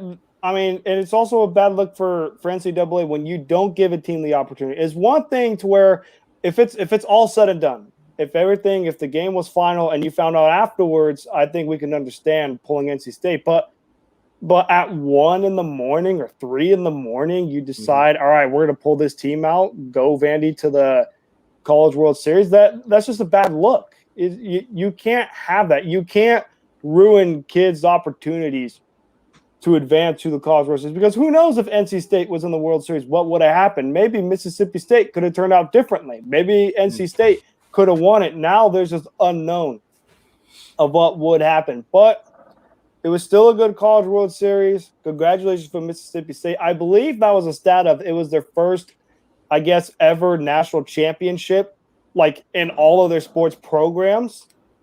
If I'm not mistaken, it's their first in baseball, but I'm not sure if it's their first in all their programs. So in all of their programs, this is their first one. So congrats, Mississippi State, for that. And you are correct, Michael. Dak Prescott, he did look good. He did look healthy. I'm glad to see that. And hopefully, we'll see. We'll see what happens with Dak Prescott and your boys. Shout out Mississippi State Bulldogs. Good for you, Hail State, all that. But you guys, it sucks for Mississippi State too, because this story is going to overshadow their win, and the NCAA made a conscious decision to make it that way. And I'm not going to dive into politics here. I don't really care which side of the whole vaccination and COVID thing you come down on, but I think we can all agree that MLB, NCAA, NFL, NHL, NBA, CFL, the U.S. government, nobody knows what's going on here. I mean, you're really going to tell a team that they can't go into a stadium and play with the 2,000 fans sitting shoulder to shoulder without masks and untested? It doesn't make sense. And that's my problem. I'm not saying, I don't want to dive too far on the political side. I'm just pointing out it defies common sense here. If you aren't testing the fans that are sitting 10 feet away from them in the stands, shoulder to shoulder to each other, why are you testing the kids? What difference does it make? And it's like Jason Hayward for the Cubs said it real good. They were pushing him on the vaccination thing, which is another thing I think it is terrible. This is private medical decisions that these players are making for whatever reason. Just stay out of their business. But he was getting pushed on it. And he basically said the same thing. He's like, I'm going to go out there into a stadium with 40,000 people in it. Mm-hmm. Not a single one of those people have to show proof of a test or proof of vaccination to enter this stadium and stand next to each other. Why should I have to go on the field? 100% agree with that. But yeah, horrible decision by the NCAA and a long list of them. And I look forward to the show we're going to have when they screw up the NIL, because they're going to. I'm not sure how and I'm not sure when, but they're going to. Listen, I'm about to send out a message to every college athlete there is and be like, hey, can I have your autograph now? I'll pay you $5 for it because you can get that money and then I can sell it later when you go pro. But anyways, back to Mississippi State on my end and the Vandy story just a tad bit. I won't say, I'm a little bit of conspiracy. Just going to be honest with you. I think they're interesting. I won't say I believe in everything. I absorb them so much, though. I love it just to see how people think outside the box, and it's quite crazy sometimes. But did you know who gave a speech or a one-on-one conversation with the medical class at Vandy recently? Dr. Fauci. Anthony Fauci. I didn't know that. I was just stabbing in the dark. You're right. Dr. Fauci actually just had a one-on-one session where they could ask some questions with him and how things are going in with that. And from what I have actually heard is he has some type of ties with them, with Vandy. And it just so happens that they pushed for them to do the testings, made the decision so late in the evening, or not like that at 3 a.m., I think it was. And Fauci actually received the university, or Vanderbilt University, prestigious Nicholas Chancellor's Medal, one of the university's highest honors, which can be given to individuals who define the 21st century of the best qualities of a human spirit. Wow. Now, again, I'm not saying too long description. So I'm out. I'm done. Not that I'm saying I'm a conspiracy and I believe completely in that, but I do think that's kind of interesting that all of a sudden, just less than a month later, hey, Mississippi State, some people got it now and they don't have to sit out that long, but for some reason, we're going to pull the plug on you, and Vandy's just going to step right in. Just saying. Quote me on that one. Let's go. So let's move on to a more serious topic. We did college, we did individual games, but something just broke today. And as I'm talking about it, I've got to click back on my screen because I'm going to kind of share this as I can as I'm trying to talk and multitask, which I'm not very good. My wife says I don't listen, but that's another story. We've got on Instagram what I'm going to pull this up off of. Let me know when you guys can see the screen, please. There it is. Okay, good. The MLB All-Star starters have been released, and here is a good list. I actually like this one because you have your AL and NL. So for the NL, we have my guy Winker in left field, Acuna Jr. and center. We got Nick Castellanos. At right field. Then starting on the infield, you've got Freeman, Frazier, Tatis, Arenado, and I can't see. I think it's Posey behind home plate. Is it? Yeah, Posey behind. Posey's got the catcher spot. Good. And then as far as the AL, you got Hernandez, Trout, who hasn't played in probably a year, it seems like. Judge, Simeon. I forgot Vlad Jr. Let's see here, Xavier, and then we got Devers, who has been hurt a little bit, but he's having a wonderful year, and Perez behind home plate. And, of course, AL has Ohtani at DH. These are the starters. I want to come to you, Ben, because I know Matt's going to probably go off on this just a tad bit. So, Ben, are we happy with this? Did they miss it by a little bit? Should we have our fans not count so much on the votes and more of a player's push on this? What do you guys say? You know what? This is one of the first times where I'm actually happy with this.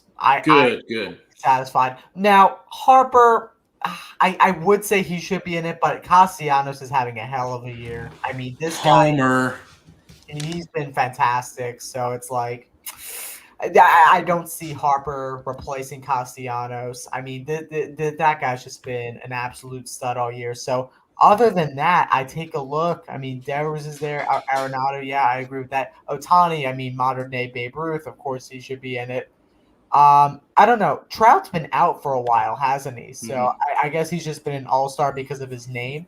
Yeah, no, he's John, was one of the leading vote. I apologize for my co-host acting up, but anyway, we're gonna move on. Oh, don't worry, I'm not gonna bring that in here. No. Trout's been hurt for a little bit. I guess he's in because of the name. I'm fine with this. I'm completely fine with this. Actually, I'm going to head out, so I just want to drop it real quick. At Ben Hoyt6 Twitter, Creating Madness podcast, and Curse of Billy Penn. Guys, have a fantastic night, and good luck finishing the show. All right, thanks, Ben, for joining. Catch you later, Ben. All right, Matt, let's go ahead and let's hear you. Here's what I will say: the All-Star starting lineup is great. I mean, I don't have any problems with it. I was just a little disappointed on some of the players that missed it. I do believe they have the catchers right. Salvador Perez, Buster Posey makes sense. I get behind that. AL first baseman Vlad Guerrero Jr. That makes sense. Obviously, Daddy Vladdy. It makes sense.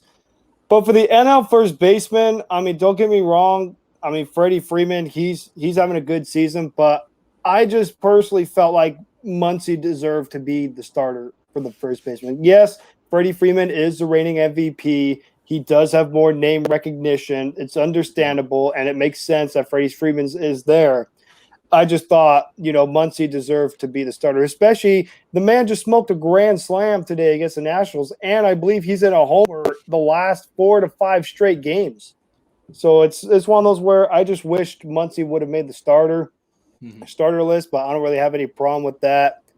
Everything else made sense. I mean, if you want to throw in another sleeper, which I was a little surprised on, I mean, Nolan Arenado on the Cardinals. I mean, I guess, for the name reference, it makes sense. But, I mean, Justin Turner could have made a good viable chance as a possible option for a third base. But overall, I don't really have a problem with any of the starting lineups. It makes sense. Like, all the names that are on there, like outfield or first base, second base, like they all are names that make sense. I mean, obviously you look at Mike Trout, it's literally, and Aaron Judge is literally only because of the name.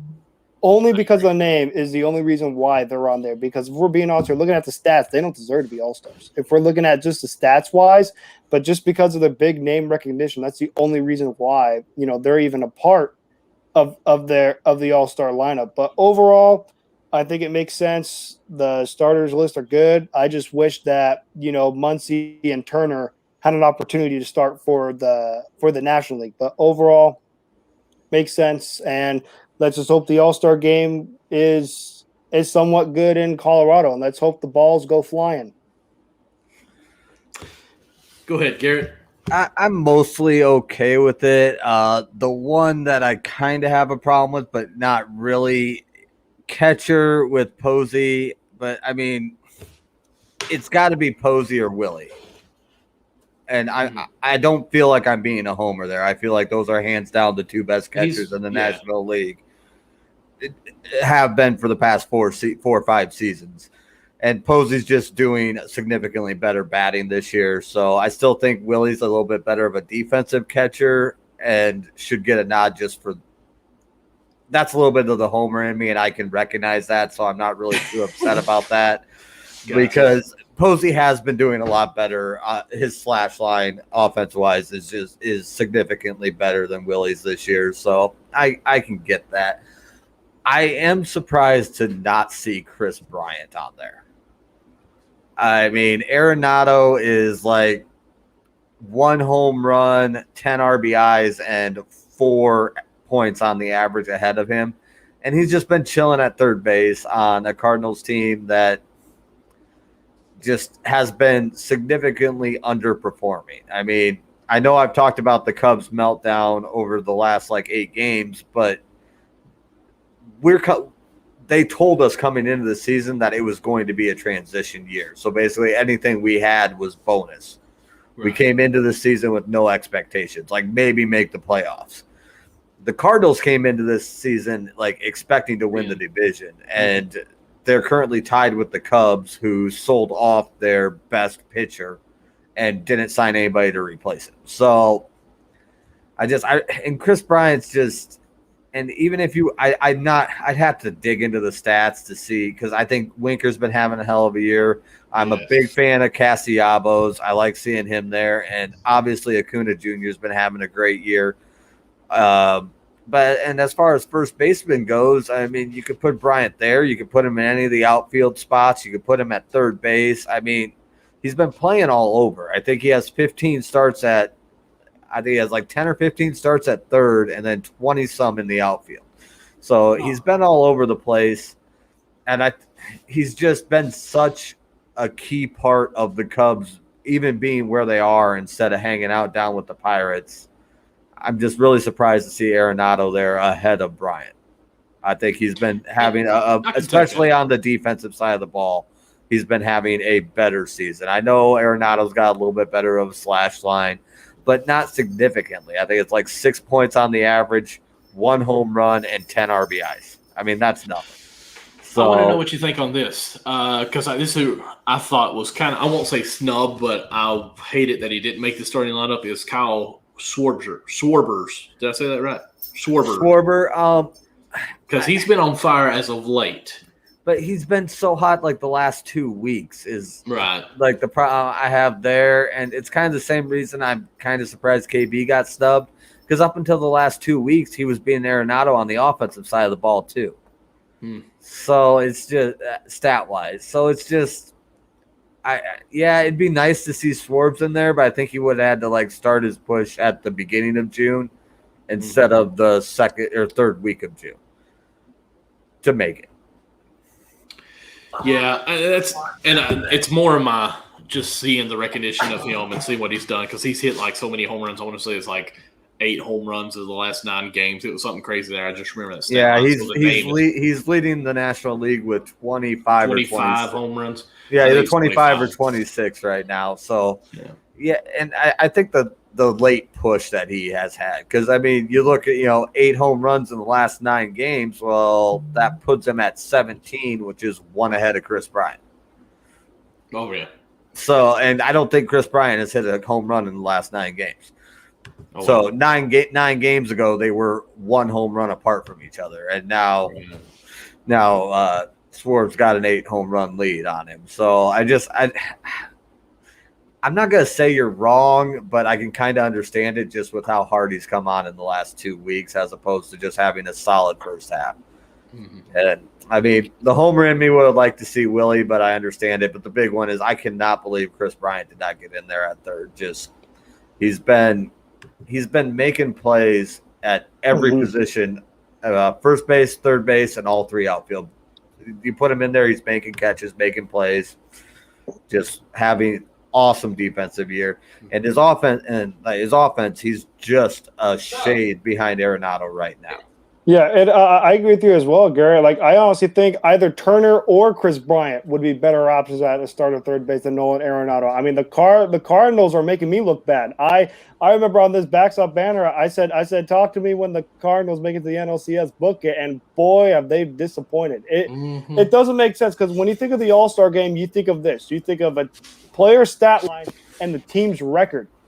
Cardinals' record is horrible. You look at the Cubs, they're in second place in the division, and they're at almost 42 wins. And then the Dodgers, on the other hand, they're second place in their division. They're at 50 wins. So how are you going to look at Justin Turner and Chris Bryant, both who are clearly on better teams and putting up the same stat lines in Arenado, almost better, and say, we're going to have Nolan Arenado start at third base instead, even though, he's on a worse team and he's putting up okay stats. I just think Turner or Bryant deserve to be a starter. Now, obviously, me being a homer, I would say Justin Turner. Garrett being a homer would say Chris Bryant. But I think we could both agree on saying Arenado did not deserve that spot. Either Turner or Bryant would have been better options. Yeah, and I mean, the thing with Turner, he does have a higher average than either Bryant or Arenado, but all his other stats are lower or higher respect. Like his strikeouts are higher, his RBIs are lower, his home runs are lower. I think he's been quietly good instead of loudly good. Gotcha. You understand what sense. I'm saying? Yeah, that makes sense. He's just been quietly getting on base. He's not making the big plays. He's not coming up with the big hits. He's just been quietly putting together a very solid professional batting season, which, I mean, guys like us, I mean, we can look at the stats and we can see that the people across the country voting. Like, how often have you seen a Justin Turner highlight on Twitter or Facebook or ESPN? Not really a lot. I mean, only if you watch a game, but he doesn't have the name recognition. That's the thing with the fan voting. They vote based off of name recognition, which I'm surprised Chris Bryant. I looked up the percentages, and they said Arenado got the highest at 40%. They said Turner had 34%, and they only gave Chris Bryant 20%. That's ridiculous. I mean, and I understand I understand the Cubs aren't doing the greatest, but I mean, like when this started, they were on a tear and leading the NL Central, and Bryant was the hottest bat in baseball. So He really was.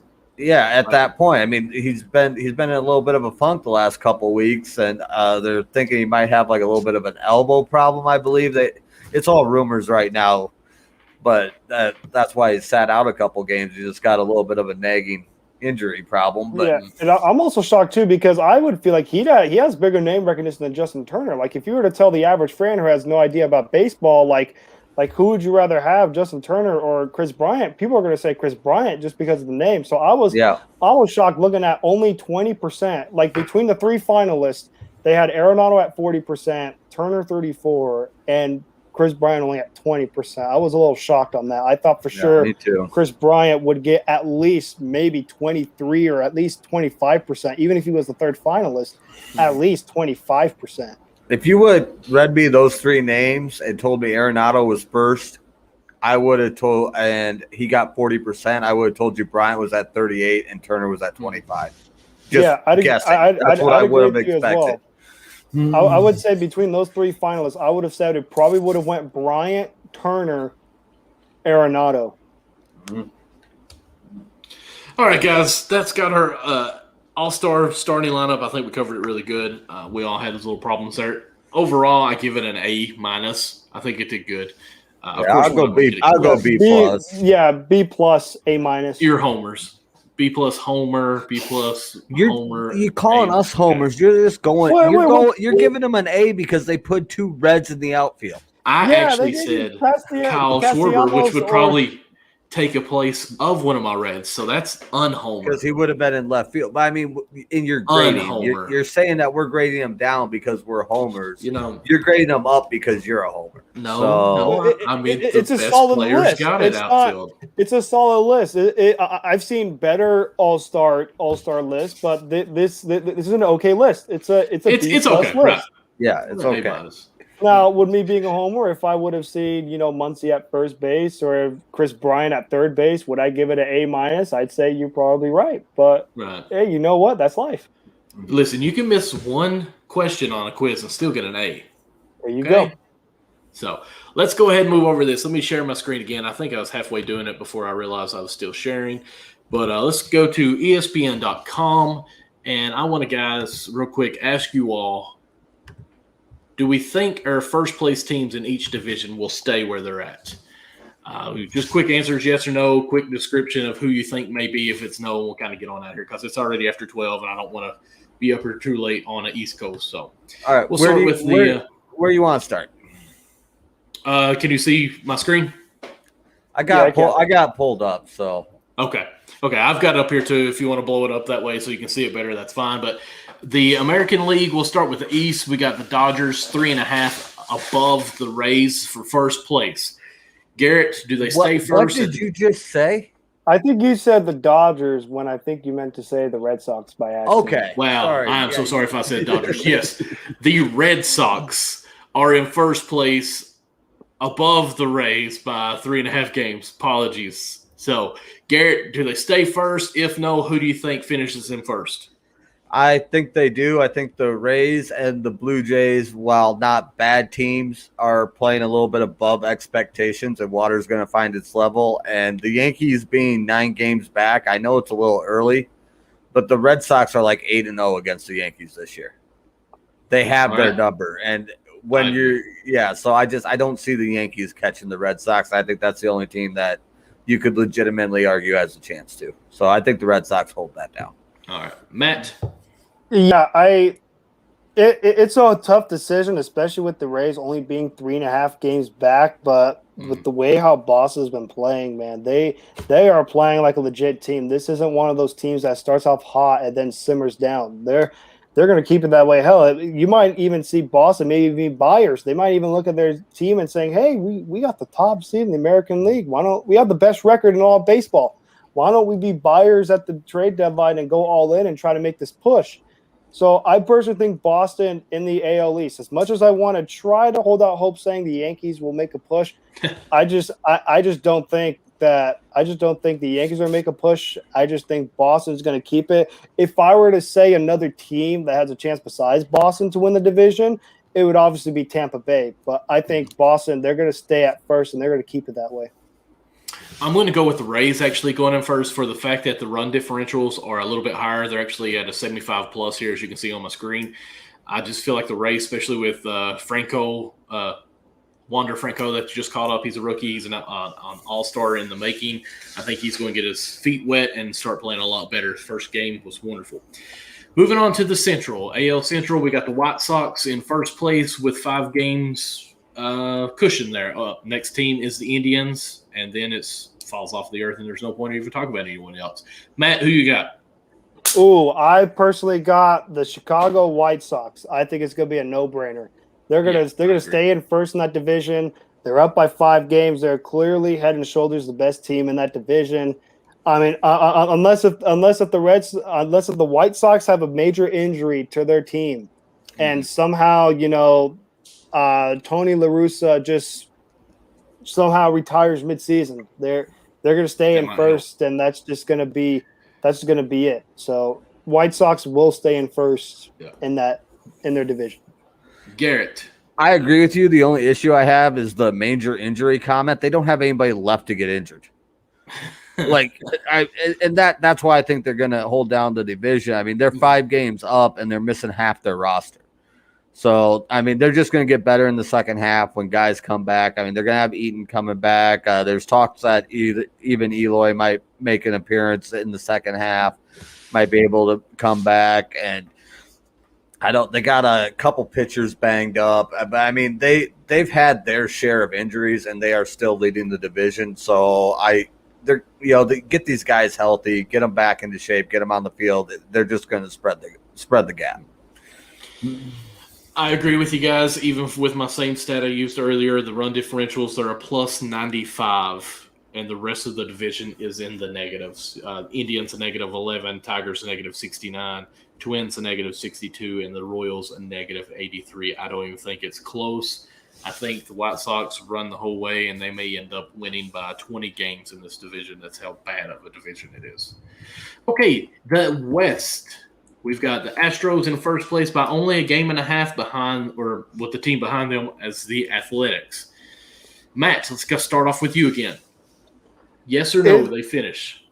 I believe the Astros are going to stay in first. I believe the A's are getting a good run for the money, but when you look at this plus minus differential is so amazing. I mean, Houston has a plus 132, and the A's only have a plus 30. Yet somehow the A's are only a game and a half back. Normally, when you see that big of a run differential, you would think like the White Sox or like any other teams, you're up by 5.5 games. But the Oakland A's, man, they're just keep chugging along. Now, I will say the A's could be another team that could win the division, but I just think the Houston Astros, man, they are red hot.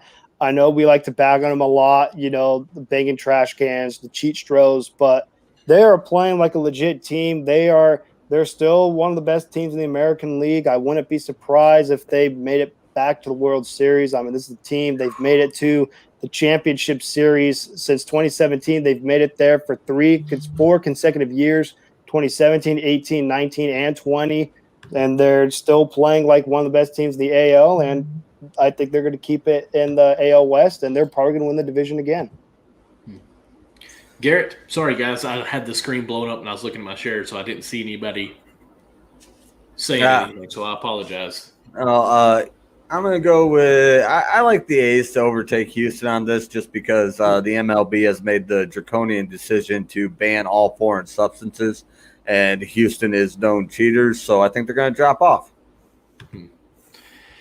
Well, that was quick and to the point. I liked it. I still want to say Houston just because they have been so hot this May and June that I think it'll carry on. I don't think they're going to make it to the World Series, though. I've got the White Sox at that. But I feel like the Astros are going to be there. I think Athletics could push for the wild card spot. Now, speaking of run differentials and how it usually pans out, we're going to go to the NL East. In first place by 2 games is the Mets. The run differential is a -3. Behind them by 2 games is the Nationals with a -2. Then you got the Braves 3.5 out, and they're plus 15. the Marlins, who are 8 in last, 8 behind, is actually a plus 21. I just think it's so funny with this division. Let's go with you, Garrett. We'll go backwards now. I almost like the Braves to pull this one out when it's all said and done. I'm not going to be the only one. The Mets have just been too wildly inconsistent. I mean, I like having them on top of the division because then it looks better that the Cubs swept them earlier this year. But I think water finds its level. I mean, they're going to get a win every time DeGrom comes out and pitches, but there's 4 other pitchers that have to take starts. Right. So I think for the day.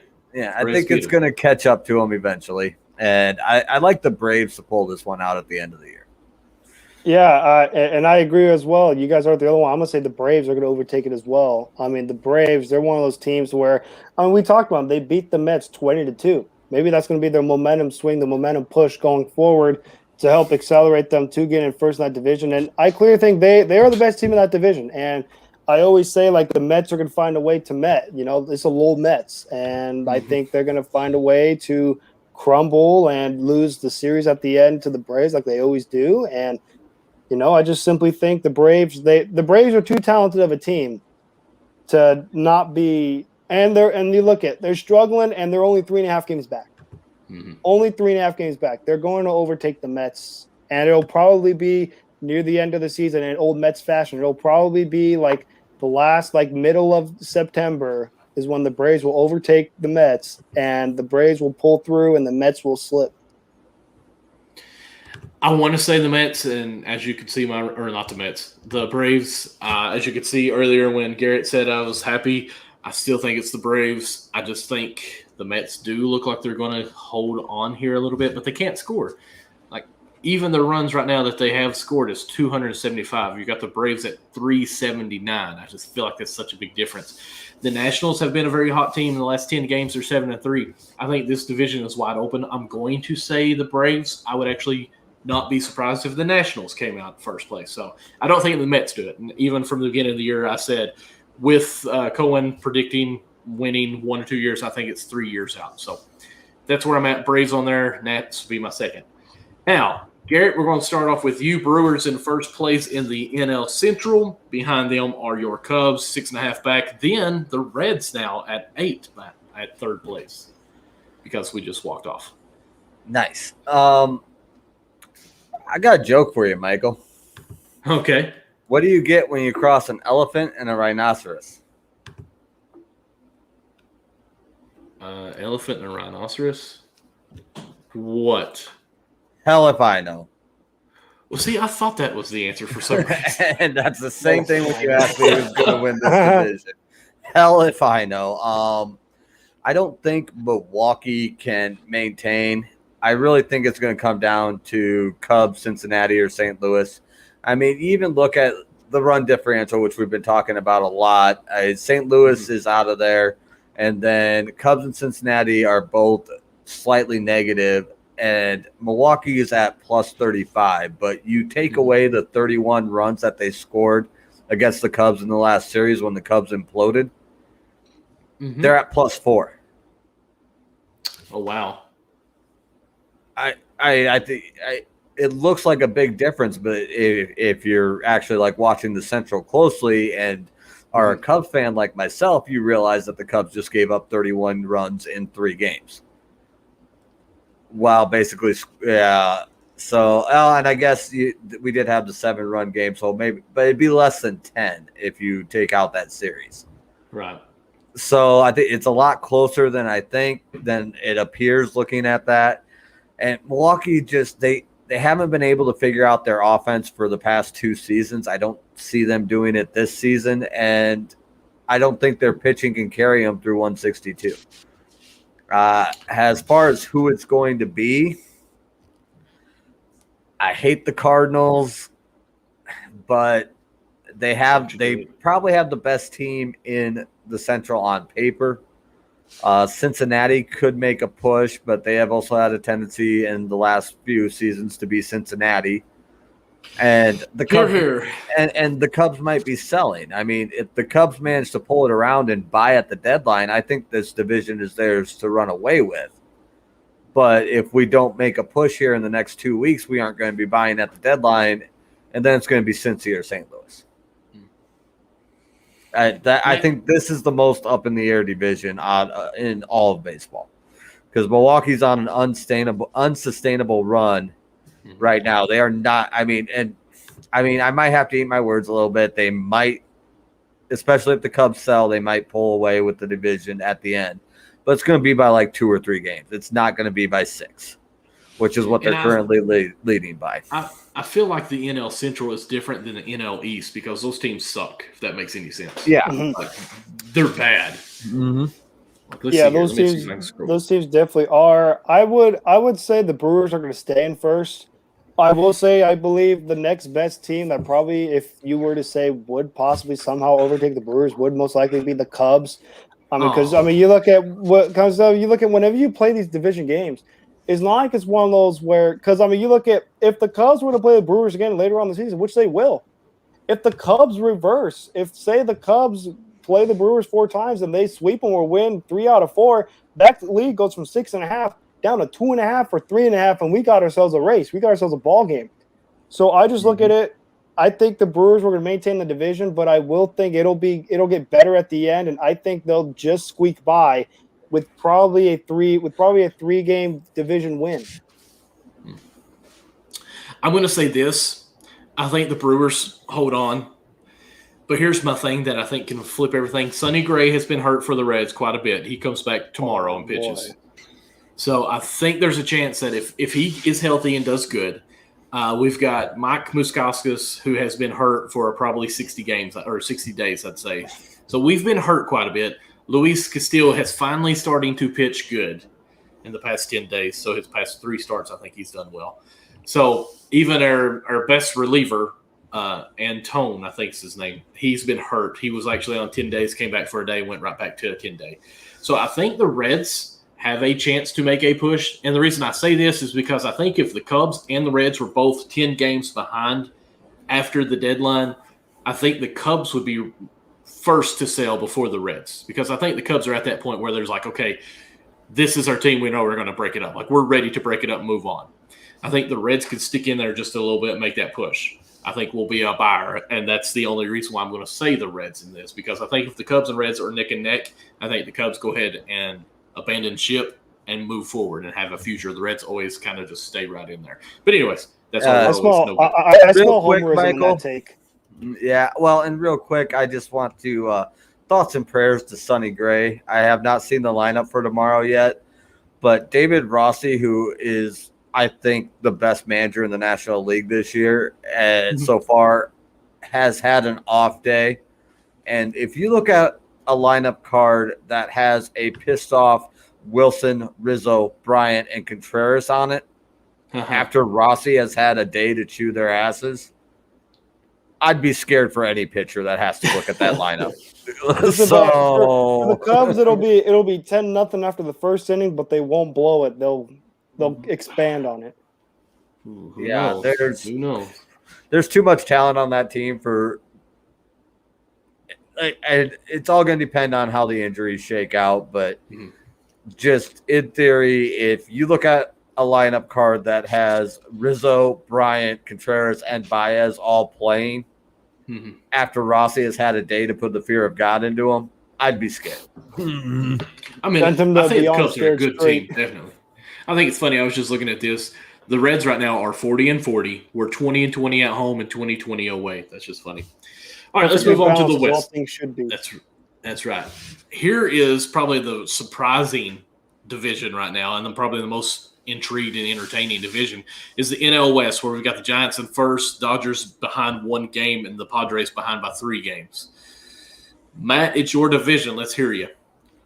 Well, obviously, I'm gonna be a homer and say the Dodgers are going to overtake the Giants and say that they'll win the division. And I mean, me being honest, I'm impressed that we were able to maintain while we had a lot of injuries. I mean, Bellinger, McKinstry, losing Dustin May during the season.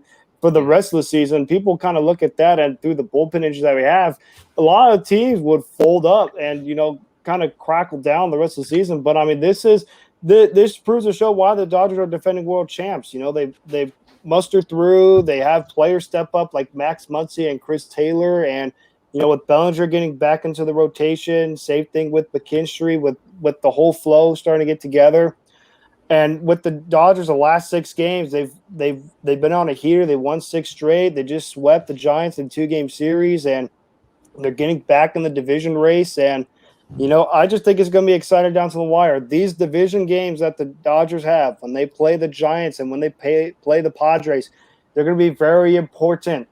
All I got to say is the Dodgers cannot afford to get swept by the Padres like they did last week. They cannot afford to have that from now on, this stretch during the season. From July 1st all the way till the end of September, they cannot afford to have a bad series against the division, because this is a race to where if, say, the Dodgers play the Giants and they somehow get swept, you go from only being down to 1 game to you're now down by 4. But then if the Padres get hot, you go from second in your division with the chance to overtake first to falling down to 3rd place.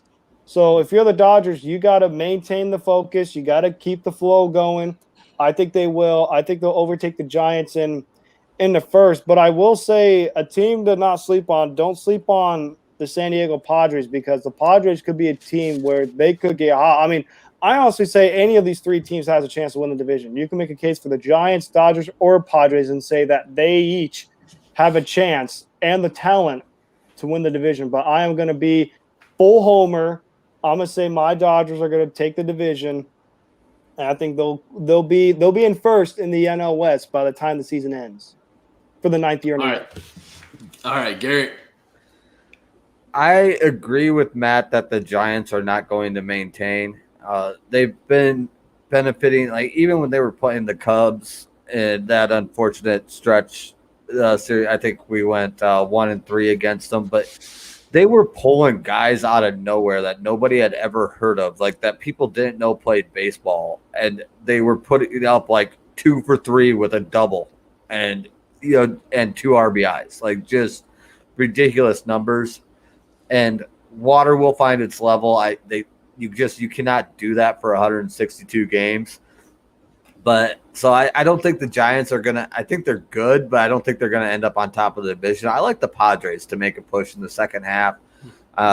Kershaw's gonna turn into end of season Kershaw eventually, because he has to play 162 games again, and especially I'm not gonna get too deep into it because obviously there's a lot unknown, but you have to look at the very real possibility that you are not going to have Bauer for the second half. Right.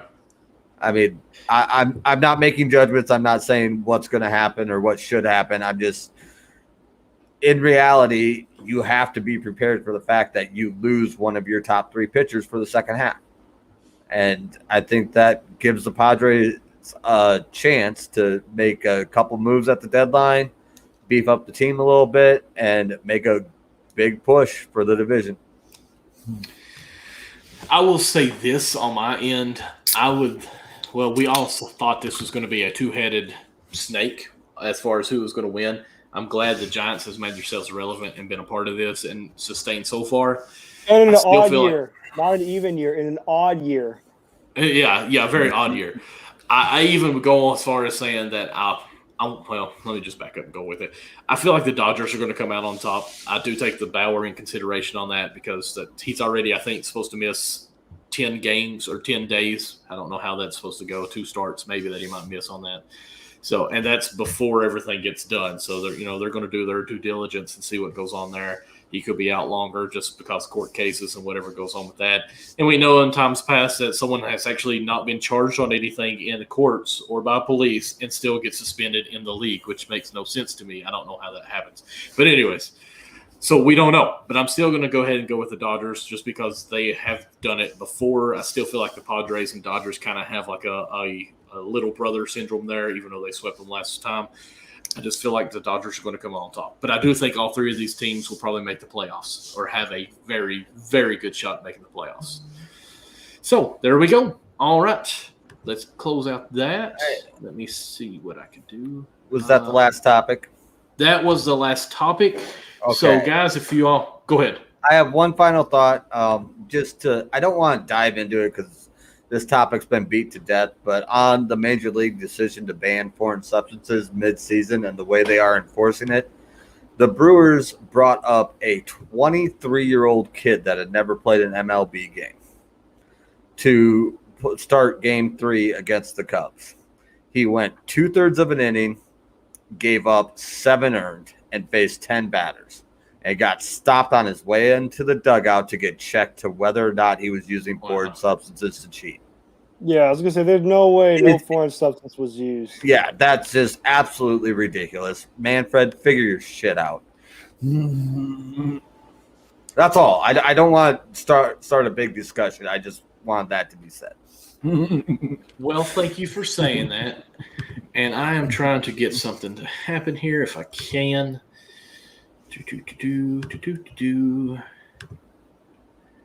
As we call it a night, let's enjoy this right here. I'm sure it's popping up on your screen now. Oh, look at that. Bases loaded. Goes to right field. Beating the Padres. Look at that beautiful hair. Congratulations, Reds, on your walk-off. We love it, even if it was just a single. Anytime you get to celebrate like that, it's a great night. Yeah, well, while we're also on the topic of shout out the Arizona Diamondbacks for beating the Giants tonight. Now we're only a half game back behind the Giants for first place. So shout out Diamondbacks. All right, go ahead, guys. Say your goodbyes. Put out your little plug. I say little plugs. Put out your plugs, and let's see if we can go ahead and get this over with. Alrighty, I'll start off first, Michael. As always, it's a pleasure to be on Backstop Banter. Twitter handle down below at Matt_Skura, Instagram at Matt_Skura20. Check out my sports podcast, Me Our Great Fat Cable Content Dude, titled MCS Real Sports Podcast. We talk all things sports related. You name it, it's available. Apple Podcasts, Spotify, iHeartRadio. Go check it out. Ooh, iHeartRadio. Nice. And as always, it's a pleasure to be on here, and always a pleasure to talk about baseball. Same. Thanks very much for having me, Michael. I enjoy it every time I come on this show, and I especially enjoy our little back and forth on the Cubs-Reds thing. It's always fun. You can follow me on Twitter at Garrett from Iowa, and on TikTok, same handle. And check out the Degenerates Corner. It's available on Spotify because I play music on it, so I can't put it on Apple. So check that out on Spotify. Just random sports news and gambling picks. We have a good time. For Michael's PG-13 crowd watching, that is definitely a parental advisory warning label show. So thank you, I appreciate that. Just a heads up, people. I don't want to get emails that you weren't prepared for what you walked into. So just a heads up on that one. But other than that, hey, thanks for checking out. Be sure to follow Unwrapped Sports, and I will give it back to our host, Michael. Oh, thank you. And again, let me just run through the ads that we went through. Of course, the patreon.com/Unwrapped Sports. Go check that out, see what membership you'd like to be a part of. And again, guys, we all do this basically for free. It's a hobby that we commit to make it a one-day paid gig for us. We love doing this. It's so much fun. We talk it sports anyways, everyday life. Why not get paid by you guys for that? So also mybookie.ag, and that's MYBOOKIE.ag. At first, I thought it was bookie with a Y. I know that sounds dumb. Use the promo code USN100 on that. It'll double your first payment that you make or your first deposit. We will double your first deposit up to $1,000. Also, go to rxhemp.com. Use promo code there, rxhemp/USN for 10% off your first or any purchase with rxhemp.com. And then, of course, I said a Patreon. And then one I forgot to put in is our teesprings.com/stores/unwrapped. It has all of our merch, all of our gear that we have on there. You can see the retro microphone behind Garrett. That is actually our OG logo that we used to have. We got different things going on. All of our live shows, we have gear for. There it is, Garrett. You've got your XFL show, the People's XFL show.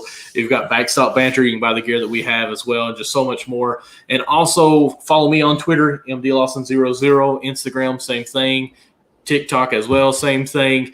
And check me out this Saturday, 10 p.m. Eastern, 10:30. We're not for sure yet for our Count the Bucket show with Unwrapped Sports Network. Guys, thank you all so much for joining in. Had a blast. Went 2 hours, but we had some great content. Thank you guys so much. Thank you. Thank you.